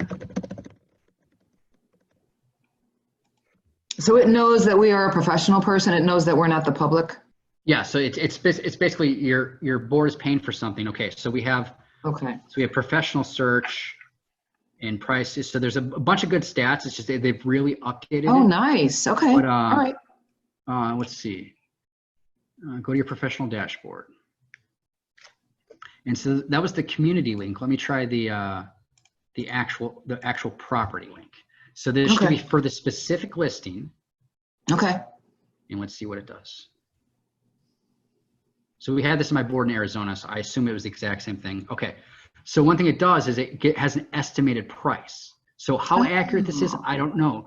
But I know some people, they have a really hard time doing a CMA. So you do a CMA through FlexMLS, and then you could pull up RPR, and you could pull up, you know, this is something that, and so they price stuff based on certain houses. So it could kind of give you a ballpark. Okay, what should we price this to? You wouldn't use just this one, but realtor.com does have some good data. Okay. And so if people are like, oh, well, this is what Zillow says, and you come back with 3 different sources that say, well, actually, this is what the professional data is saying, I'm not sure if that's correct. Okay, great. But, I mean, it's just one more thing, one more data point that you can use. But yeah, it's got some great stuff. Great. Specifically to, they really, I sat in on their trainings, like, wow, they've really done a lot. And RPR itself is doing a lot more specific for realtors. I think they're giving up on the idea that they're going to serve the consumer kind of thing so much. So, yeah, but it's a nice resource. So if on your detail tab, you know, community would be like the zip code. Property is the actual property, and then school and location. That used to be a report. I'm not sure what that does now. That might, okay, yeah. So it just basically jumps to a certain section called schools and neighborhood. Okay. Huh. Cool. Hey, thanks very much. Good class. Thank you for coming. Yeah. Any other questions?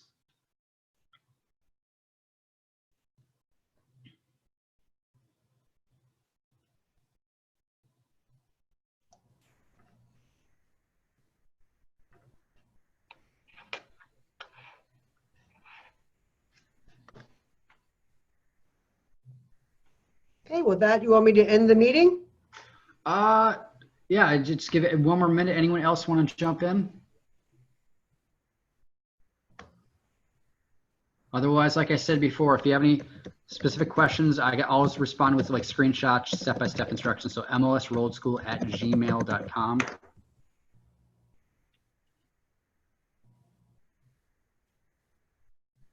Okay, I think we're good to go, Kathy. All right, thank you. See you all tomorrow. Thank you. Bye.